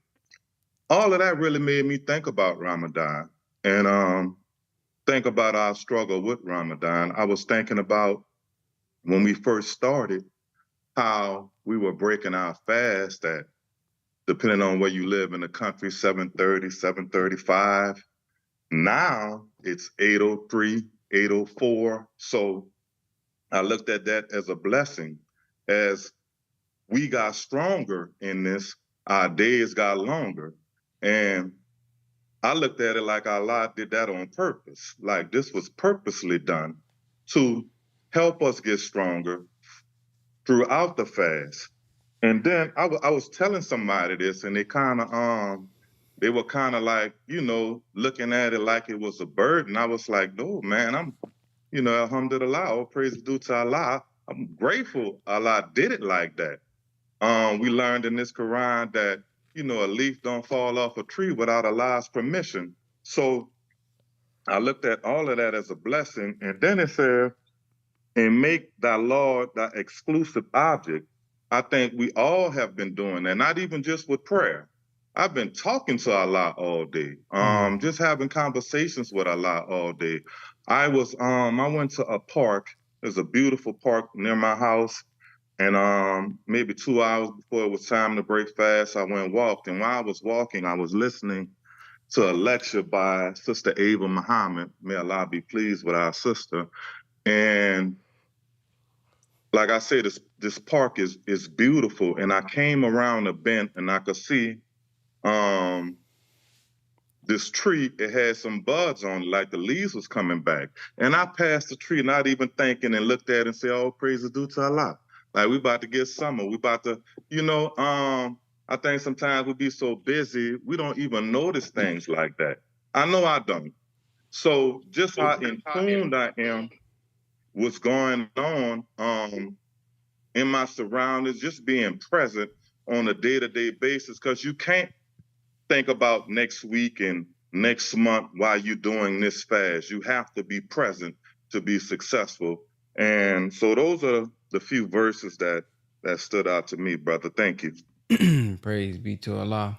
I want to give a shout out to those who have supported the power call this month. Sister Angela Miller, thank you for supporting. Sister Rashida Muhammad, thank you for supporting. Clintonia Armstrong, thank you for supporting.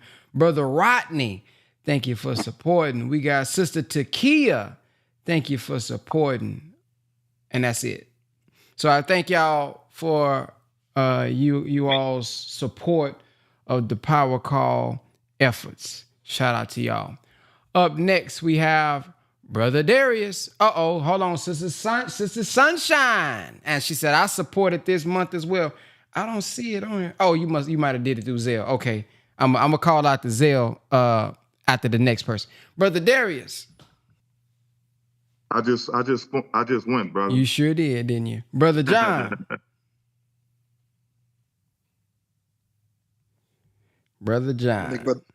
Yes, sir, Brother Ben. Assalamu alaikum, beloved. Brother, real quickly, what stood out for me, 2 passages in Surah 83, it says something very key here that I caught. Woe to the cheaters who, when they take the measure of their dues from men, they take it fully. And when they measure out to others or weigh out for them, they give less than due. It kind of reminds me, family, when we come to Islam, it almost reminds me of being a patron in a restaurant. When you go to a restaurant, you sit, you expect to be served, you expect the waiter to come, give you your water, take your menu, bring you your food, and take away the plates when you're done and bring your dessert. And based on how they serve us, we give a tip or we come back the next year or the next week. In Islam, it starts like that. We want it all. So the Quran says here, we take the measure, man, we take it fully. But at a certain point, we have to get out of the chair as a patron and put on an apron and now begin to serve others. And sometimes we come in as patrons and we've been in this thing a long time and we're still feeding and wanting to get fed rather than saying, you know what, I've been coming to this restaurant long enough. Let me get up and make room and go in the back and start busting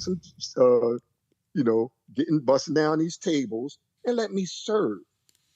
One brother, I got to give you this history, Brother Ben. A brother was in the ranks with me, good brother. And I thank God for his honesty. But one day we was about to hit the field and he came to me. He said, Brother John, I can't do this no more. I said, what you mean, beloved? He said, man, y'all out here, man, every week with this final call. I can't do it. And as I, questioned him a little bit, the honest answer that stuck with me, he said, brother, I don't love black people enough. Mm. See, the dude, he was honest. And it made me realize you can love Minister Farrakhan, you can love the teachings, you can love getting on and be fed all day, but to do the work requires love. And there's a lot of us love the minister and love the teachers, but don't love black people. How do we know that? Because you can't do this work, because this work requires love. Getting out there with that final call every week, you may take 50 no's to get the one yes every day. How many of us can handle that? And Brother Ben, I'm in sales and I teach in sales and insurance. You got to make 100 phone calls to get cold calls in business to get that one account. Mm-hmm. If you can get that one account, you can eat good in my industry. But the issue is, can you deal with the 99 no's? Can you deal with being told 99 times out of 100, no, I don't want that. No, get out of my face. No, I'm good. I'm good. So our pride and our ego won't allow us to humble ourselves to stay in the work of love. I didn't grow up loving black people. I grew up mistrusting us based on where I was, where I come. It took me to sit down and hear the minister and learn the knowledge of God and connect the knowledge of God to the knowledge of self and my people to help me grow to love my people. Because it wasn't easy loving us where I come from. So I get it, family. We got to grow to love and get out of the seat and wanting to be served all the time and get up and put on an apron and let's do this work. And last but not least, in Surah 109, the disbelievers, the mathematical language is so great. It says, say, I serve that. I serve not that which you serve. That is an object. Nor do you serve him whom I serve. That's a person. Nor shall I serve that as object which ye serve, nor do you serve him, personal, whom I serve. What a wonderful surah to prove that God is a man. I don't serve that which you serve, some inordinate spirit floating in the sky. That's a that. Nor do you serve him who I serve, a man. Nor shall I serve that which you serve, an object, a spirit, that which has no form. Nor do you serve him who I serve. So this surah makes it very clear that the disbelievers serve a that, but the Muslims serve a him. And I thank Allah for that coming from the Honorable Lord Farrakhan. Ramadan Mubarak. Love you, beloved. Praise be to Allah. All right, let me go back a little into March and make sure everybody get their shout out. Let's go to Brother Derek Fry. Thank you for your support. Sister Gina, thank you for the support. Brother Stephen, thank you for the support. Roxanne, thank you for the support. Nathaniel, thank you for the support. Sister Sunshine, thank you for the support. Sister Francesca, thank you for your support. Let me see. Sister Sparkle, thank you for the support. Brother Travis, thank you for the support. Brother Michael, thank you for the support. And Ian, I don't know if that's a sister or brother, so I'm gonna just say Ian Hanser, thank you for the support. Thank you all for your power call efforts. If you would like to support the efforts of the power call, go ahead and put it inside. Sister Randisha has put it inside of the chat for those who would like to support. I wanted to point out something. You know, these last two chapters in the Holy Quran, I think is really important. That in the name of Allah, the Beneficent, the Merciful, say I seek refuge in the Lord of the dawn from the evil of that which he has created and from the evil of the intense darkness when it comes. Oh, it didn't say if it comes, Brother Derek Barber. It says when it comes. So I remember the minister wrote about this. So I'm gonna read what the minister said in this article. He said, He said, I seek refuge in the Lord of the dawn from the evil of that which he has created. The darkness is on us now. It's going to get deeper and darker and more deep and more dark. But if your refuge is in the same Lord of the dawn, then he will take you through the darkness of the night into the dawn of a brand new day. Ooh-wee. He says there is a star, a very bright star, that is the star that signals the setting of the sun and the coming of the night. When the star sets, the same star is moving, and that star, you will see it again at the breaking of the dawn.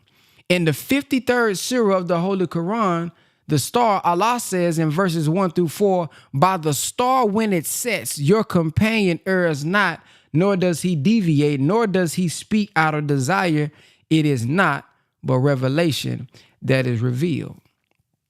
Then the minister goes down, right? And he starts to talk about, he says, seek refuge from the intense darkness when it comes. And then he says, and seek refuge in Allah from the evil of him who casts evil suggestions and firm resolutions.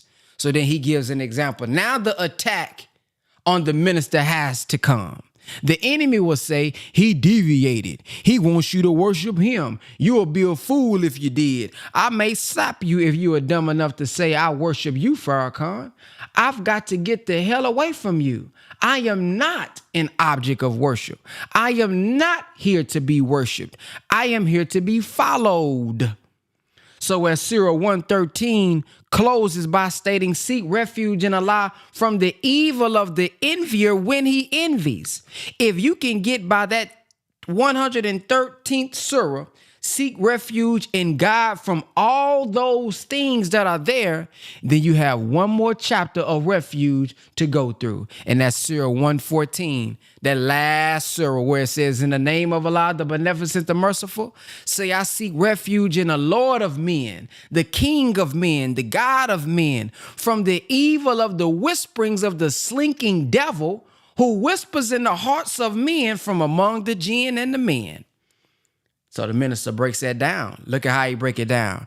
He say, there is only one Lord of men, and that is he who created the man and nurtures him through every stage of development on his way towards perfection. And since people like political leaders in Islam, we don't have a king. Only Allah is the king. We say it in our prayer, oh Allah, thou art the king. There is no God but thee. I seek refuge in the God of men. Here, I've got all three in one, but it's not a trinity. The Lord of men, the King of men, the God of men, but I am seeking refuge from the whispering. How many of you have whispered? Have you ever whispered?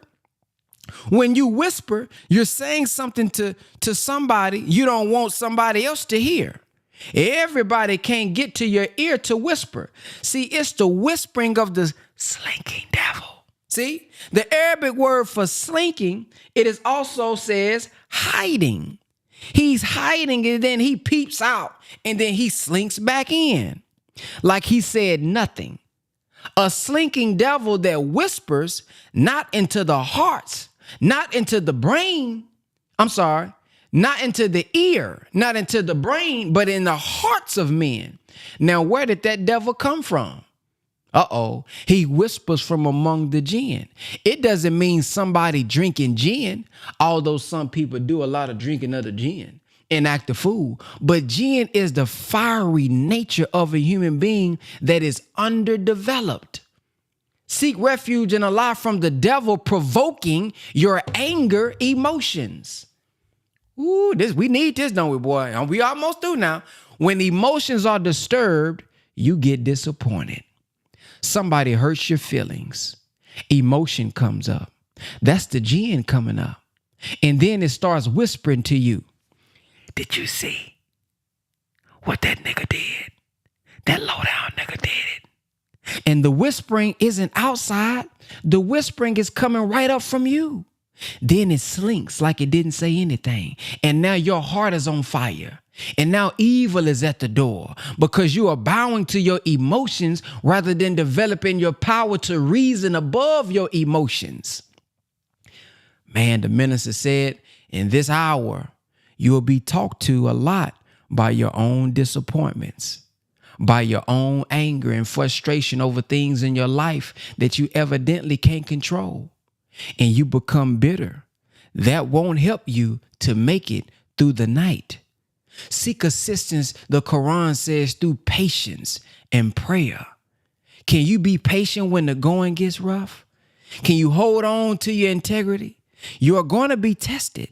If the white man can get you upset, he will kill you. He will do things to make you angry just to start something, to give him power to kill you.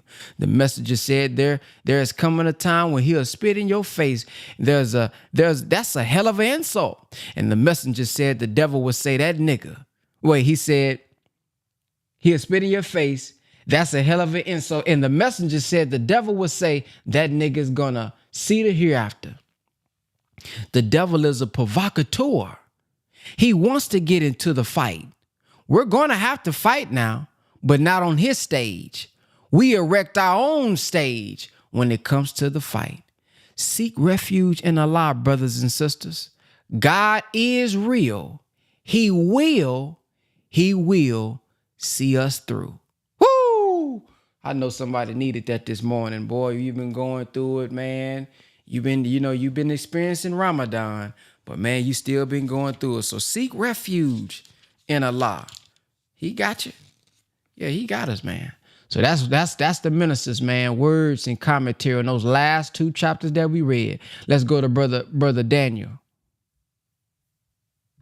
Yes, sir. All praise is due to Allah. I keep mine short.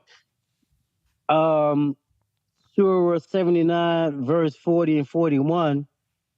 And as for him who fears to stand before his Lord and restrains himself from low desires, the garden is surely the abode.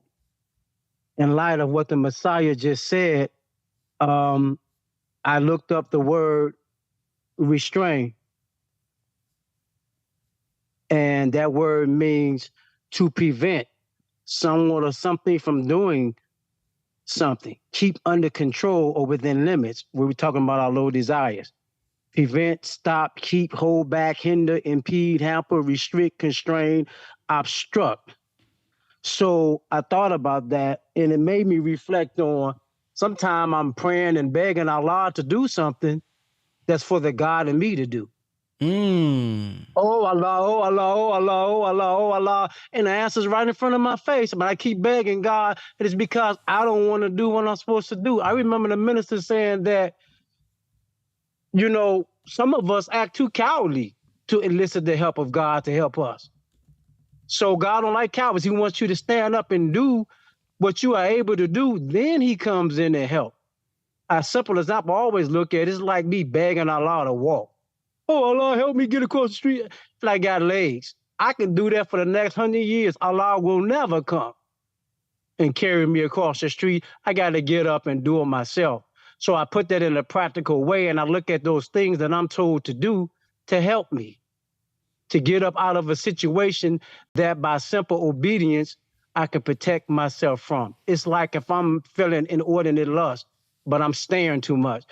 Lower your gaze. You keep praying, Allah give you a reminder, look, lower your gaze. Don't keep begging to God to close your eyes. You close your own eyes, buddy. That's why he gave them to you. So, I just had to look at that and realize that there's a role that we have to play in sitting ourselves in heaven at once, and we become a cheater. But Allah blesses us with what we need, and we keep begging him to give us what we already have. And last but not least, I look at the help.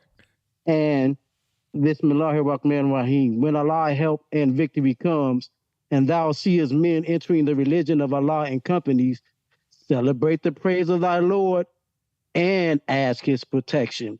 Surely he is ever returning to mercy. So even when the victory comes and help comes, the minister cautions us about being so cocky, so arrogant when that help comes. I can remember him explaining 110, and he said that the one is the God himself.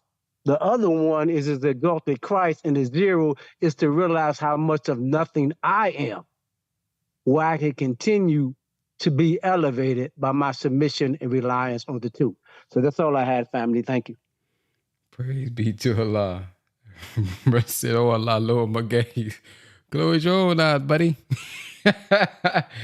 You said something though, man. You know that made me think about Brother T.D. Jakes, man.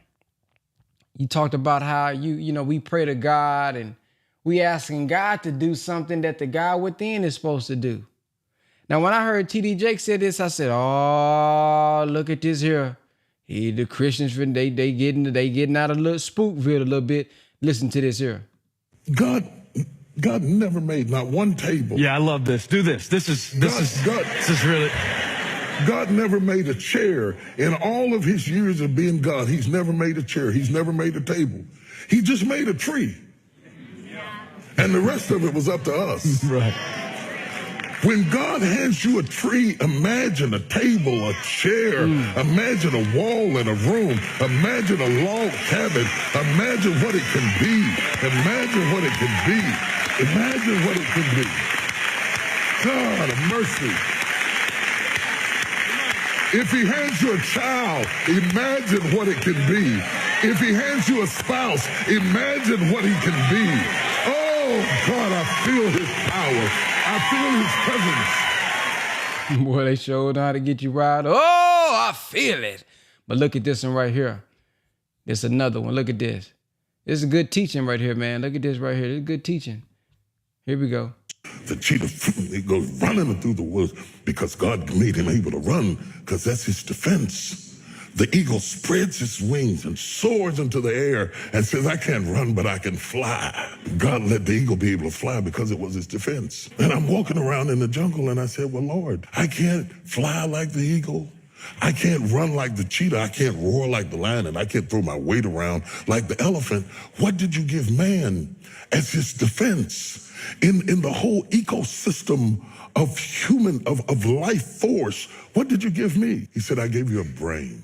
Your brain is your defense. That's why God doesn't make chairs. He only brings it halfway and then lets you imagine, collaboration, create, develop. You understand what I'm saying? The problem with church people is that we are taught that God makes furniture. So we pray and pray and pray. And God says, I don't do that. I make trees. Let God do his job. And then oh man, he was teaching right there, boy. Woo! That was good, man. I don't make chair furniture, man. I make trees. You go take what I gave you and put it in your fine language, basically, man.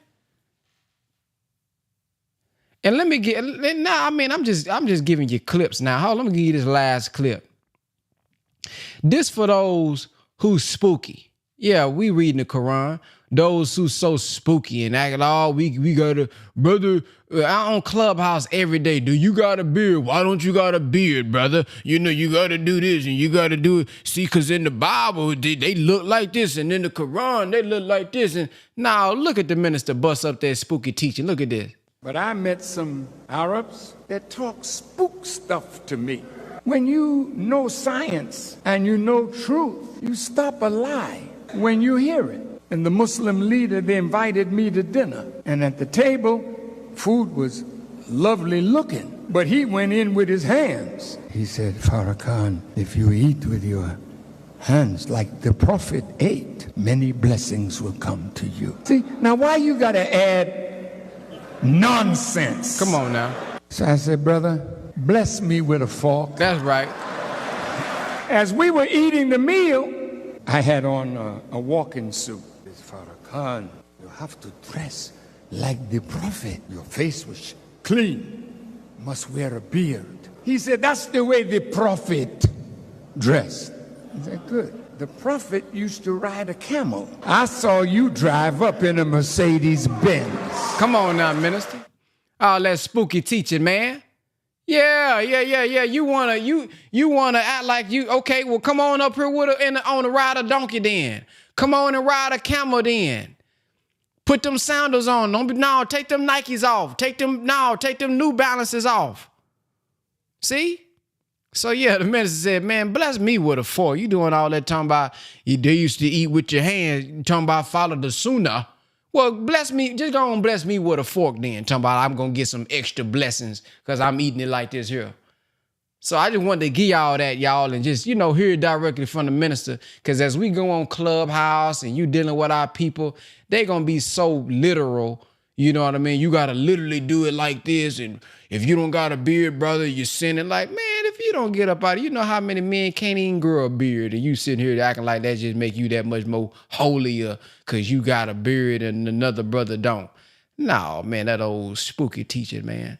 So, yeah, I just wanted to give y'all that while it was on my screen. I said, let me go and play this one right here. Let's go to Brother Rob.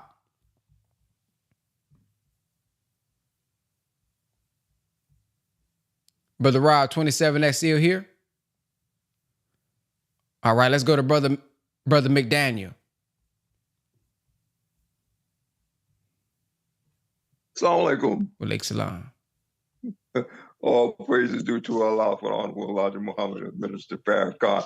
This is my first time speaking. I've been on the Ramadan call since the initially we started. I just wanted to go on and say I want to thank you, Brother Ben, for having this and being a part of this community. I've done Ramadan several times. It's not my first Ramadan. I've done it in December and also done it with the Rising on the Moon. And I just want to say I want to thank you for this community because like I believe this is like one of the only Ramadan that I have actually completed the reading of the Holy Quran. Wow. So, and I just want to thank you for that. And I want to thank the Power community for that. And also, there's a lot of comedians in this community and I'm enjoying it. And because a lot of times us Muslims, sometimes we take things so seriously, so it's relieving to see that, yes, we can have some humor on a whole lot of things and we can laugh and we can joke about a lot of things because sometimes we're too serious with ourselves. So I just want to say shukran, thank you, and Eid Mubarak. Praise be to Allah. Thank you, sir. Brother Antone. Assalamu alaikum. Walaikum salam. Oh no, the brother had already touched on what has stood out to me, but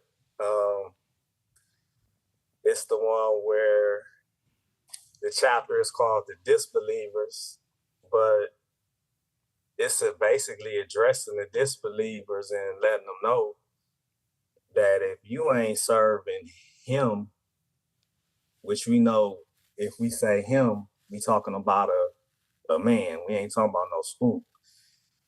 And I just wanted to say that I pray we all walk away with not being able to be played with that shirt bag. That's how they try to use anti-Semite to make people feel a certain type of way. On the flip side, them coming from the East, that's lost really. They try to use that shirt bag. But as long as we understand that what you obeying and what you being dutiful to, in essence and at the root of it, that is what you are worshiping. That's a weak, very weak word they use when they use the English, when they go from the Arabic to the English and they use worship. No, it'd be better if they used obey. Because in essence, that's really what it's saying. So whoever you obeying, that's who you being true to. That's who you bowing down to. So as long as we obeying the truth that came to us from Master Fard Muhammad to the Honorable Elijah Muhammad and the Honorable Minister Louis Farrakhan, then we are a long way from being mushrikeen or those who committing shirk. As long as we obey the truth and what we've been given. Because like the Quran it was one verse where we read where it say a new truth or a new revelation does not come to man, but they deny it and hold on to what their fathers was given. So this the new truth. And this is a truth that everybody on the earth is obligated to submit to. And that's what Fard mean. Fard mean obligated. So that's the one we are obligated to praise, because that's the one who came with the knowledge that's infinite, and his knowledge is going to go throughout the course of time, through infinity. It's no ending, as we are taught. It's no ending to the wisdom and knowledge and guidance of Master Fard Muhammad. That's his knowledge and wisdom wrap it all up. So really, everybody in this universe is obligated to follow the wisdom and knowledge of Master Fard Muhammad. Assalamu alaikum. Wa alaikum salam. Want to give a shout out for today's Sister Imani. Thank you for the support. Sister Sunshine again, thank you for the support. And Sister Sally Booker, thank you for the support. Brother Jason, thank you for the support. And Sister Cassandra, thank you for the support. Shout out to those who are able to help keep this thing going, because as I told you, it's free for y'all, but it ain't free for me. It's even more freer because we not even, y'all unsubscribing from the mighty networks. So yeah, y'all getting all type of stuff, man. We bringing the people, we bringing courses to it. And so, yeah, thank you all for your support as we make this thing better over time. Brother Anthony.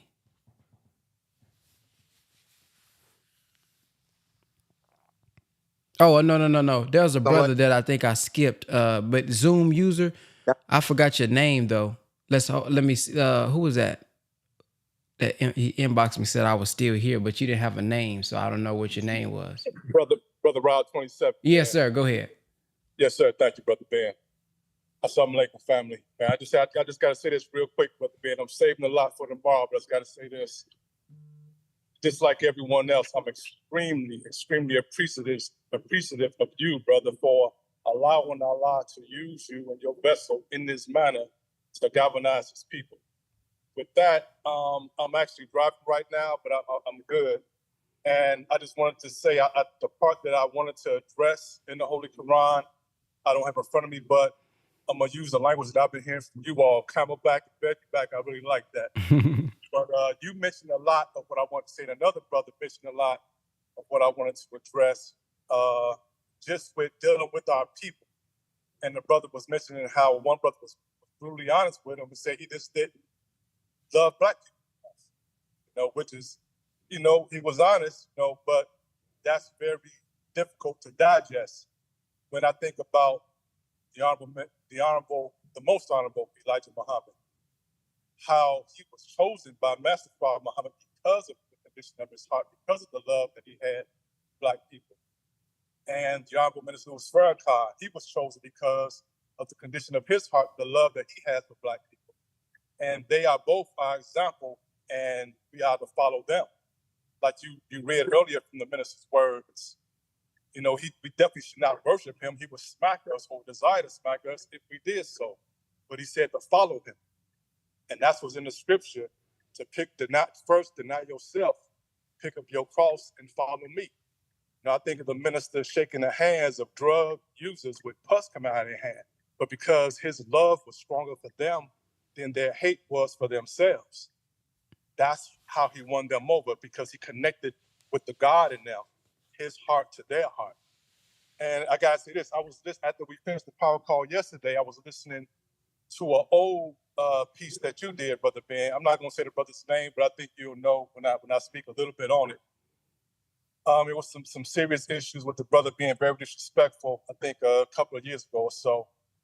But in the Holy Quran, it spoke about how disbelievers, some of them will know that it's true, but will reject it anyway and side with our enemy, with our open enemy, meaning our own people.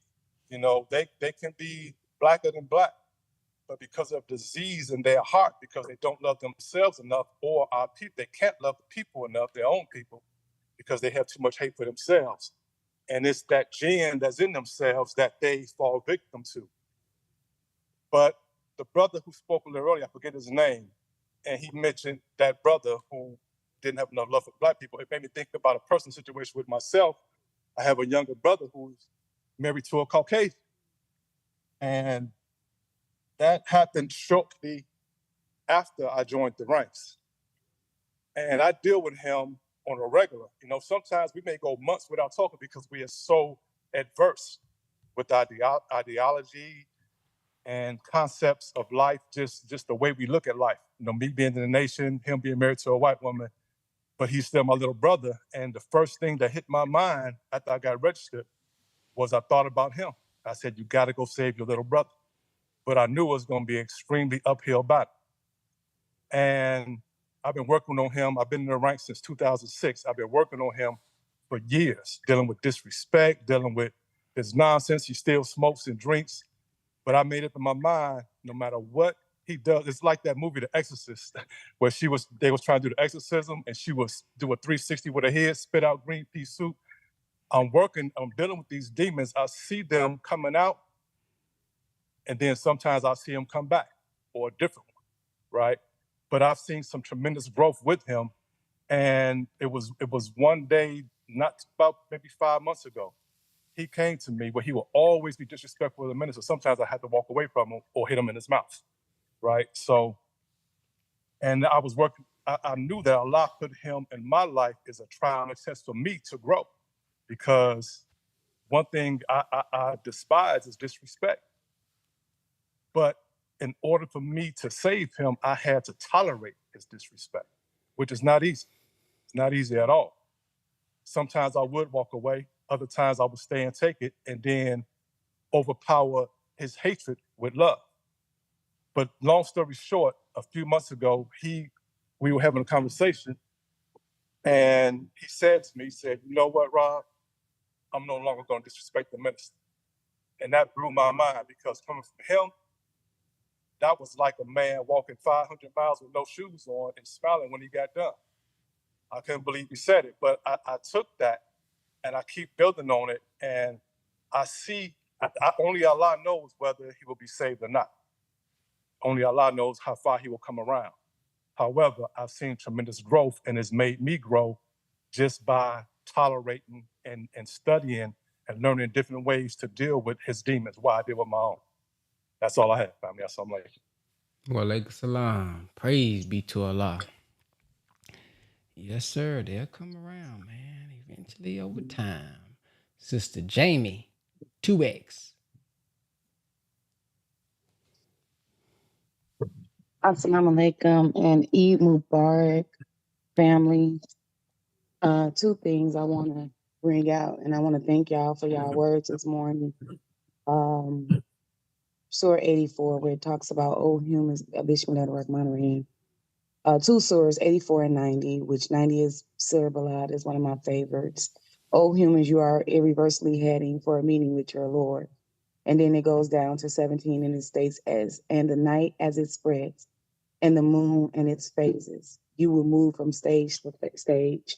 And then Surah 90, the city or the town, Al-Balad, like I said, this is one of my favorite surahs. And it goes into that man will have two paths. And what would you know? What do you, and he asked, did we not show you your two path? And he says, do you not know what two path to choose? He said, you need to choose the one that's difficult, the uphill path. And when you choose that path, it is the path of free and slave. And then it goes into what is basically the difficult paths. It's feeding during a hard time of hardship. It's dealing with the orphans, the needy, the poor, and exhorting one another to truth, steadfast, and patience. you guys said something, and the brother just basically came behind you, Brother Ben.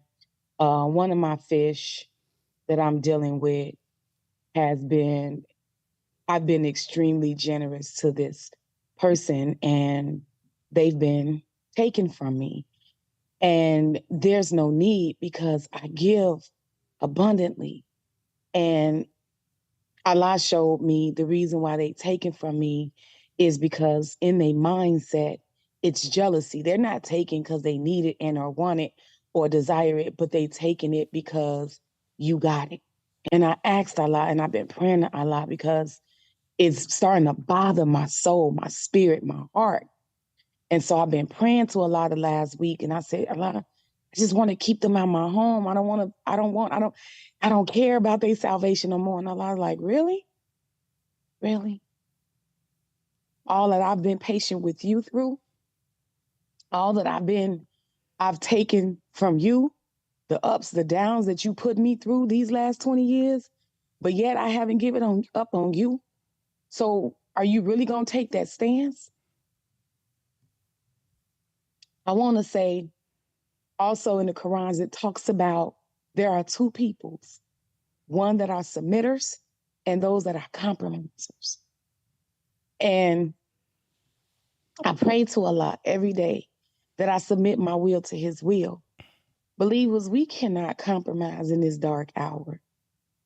We have two,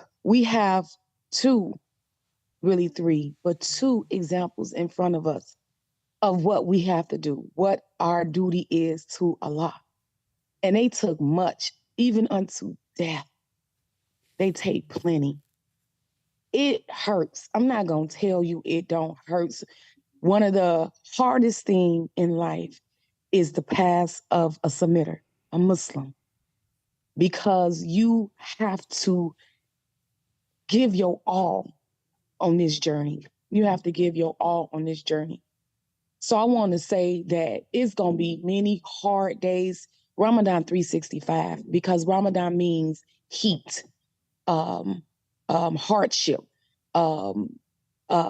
perseverance, and going through.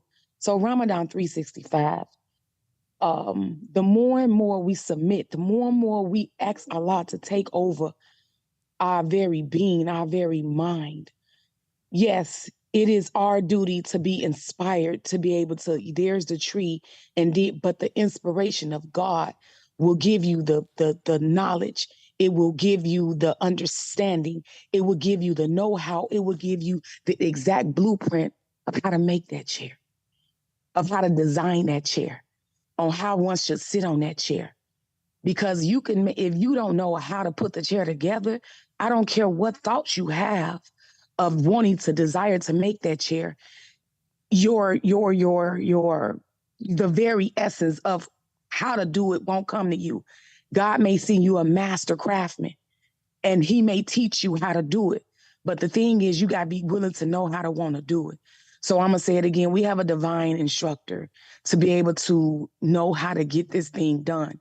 And the more we are submitters and not compromiser of our belief, of our understanding of a thing, the more we'll be able to get through this thing.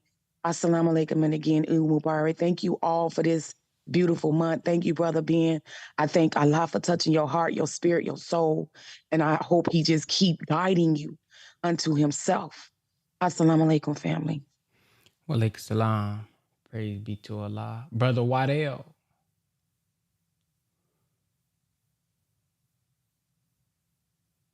Sister Fatima. Yes, sir. Assalamu alaikum, family, in Ramadan Mubarak, Eid Mubarak. And, like all the others have expressed their thanks, and the blessing of this platform is amazing. And of course, I'll share more on that on tomorrow. But what stood out to me with the reading for today is that often all through the Quran, the word niggardly always comes up. And myself personally, niggardly, we often think of niggardly when we're speaking of niggers or Negroes and that sort of thing. However, when you're reading it in the Quran, it gives a totally different perspective and shares light on the word. And this is coming from chapter 92, the night, ayat number 8.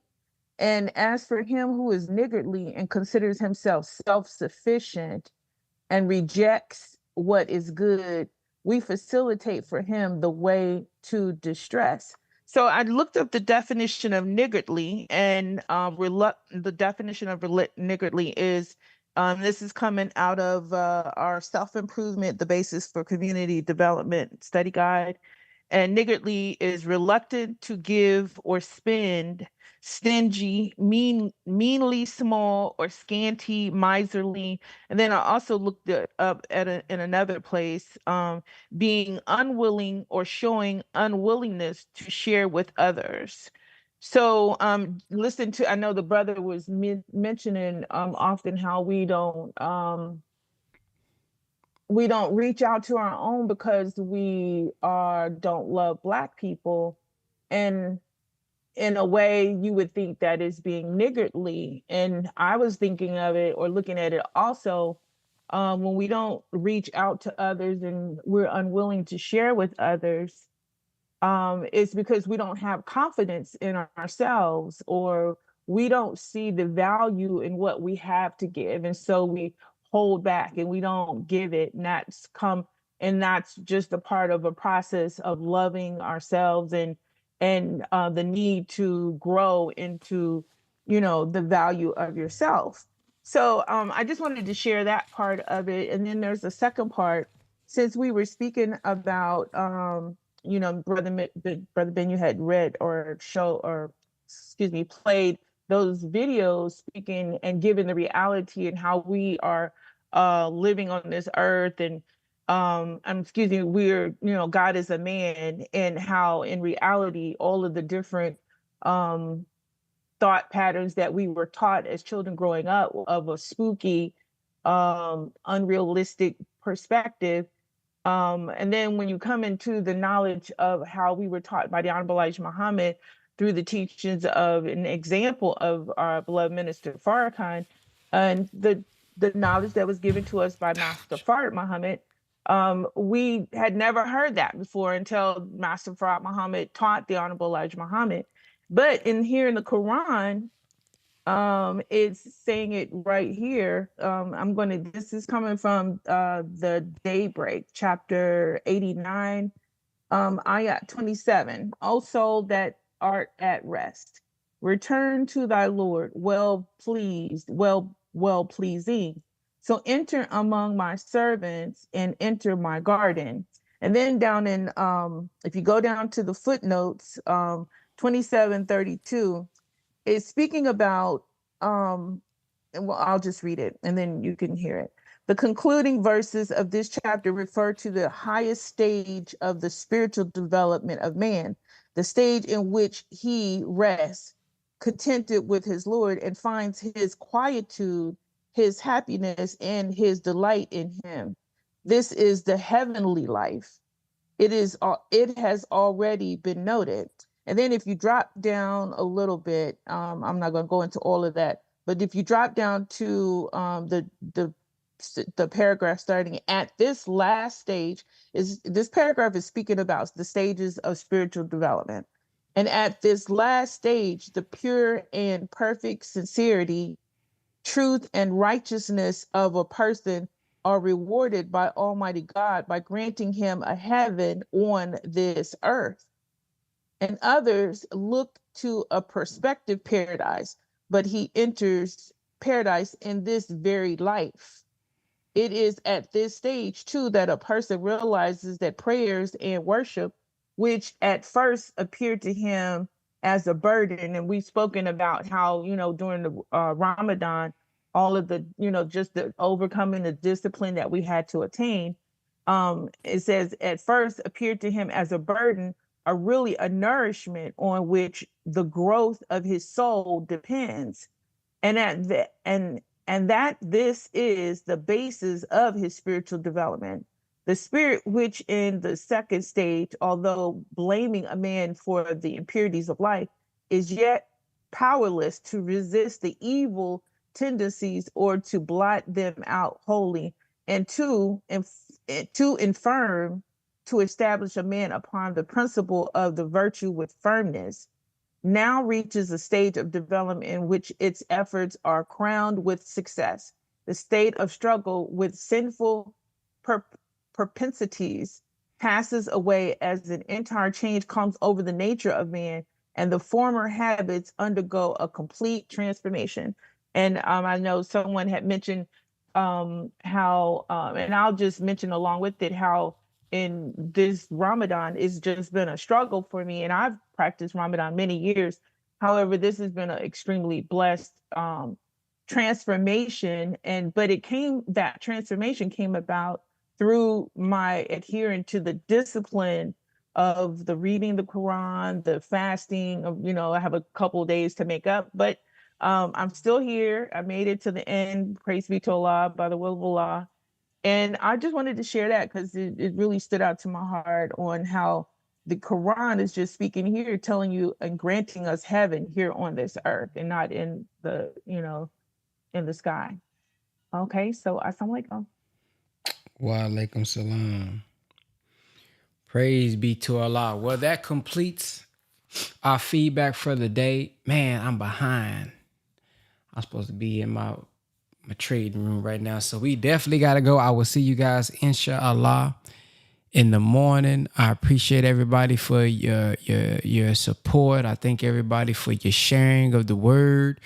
For those who are on YouTube, who's been with us, I encourage you. I know y'all, I say it all the time, and even those who are on Twitter right now listening, please go to www.thepowercall.net, because I know y'all be tuning in on YouTube, but I would like for y'all to tune in tomorrow.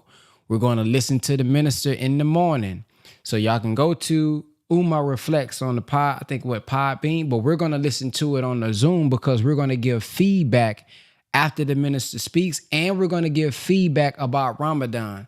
I would like for everybody to have your cameras on tomorrow as well. I know some of y'all going to be at work, so if you're at work, fine. But for those who can, let's see each other. We're going to be on camera. We're going to get to see who talking. So those of you all who's listening on YouTube, Twitter, tomorrow or today, go to www.thepowercall.net, make your profile. You're going to see the Zoom link inside of the community. I would like everybody who can to share just your experience and your feedback tomorrow. So tomorrow gonna be a long day. So get your I'm about to say get your popcorn ready, but get your bean pies and your dates or whatever you want to do. Get it ready. Because we're gonna be on here and we're gonna connect, we're gonna collab. And you know what? I'm actually gonna do something special tomorrow. Yeah, I'm gonna do something a little special tomorrow. Sister Randisha, we didn't do something that we did last year tomorrow, so we're gonna pick a few people out tomorrow. So y'all make sure y'all here tomorrow now. Y'all make sure y'all here tomorrow. We're gonna do a little something tomorrow.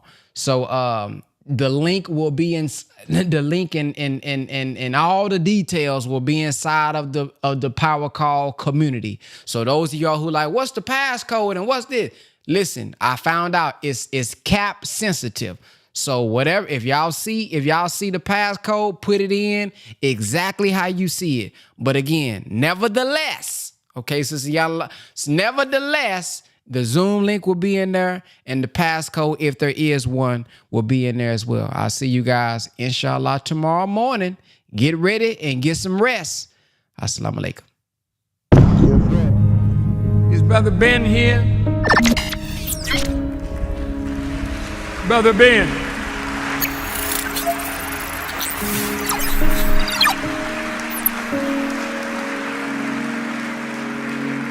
Now, Ben got a heck of a program. A lot of people listening to Brother Ben. And Ben tells them about the minister.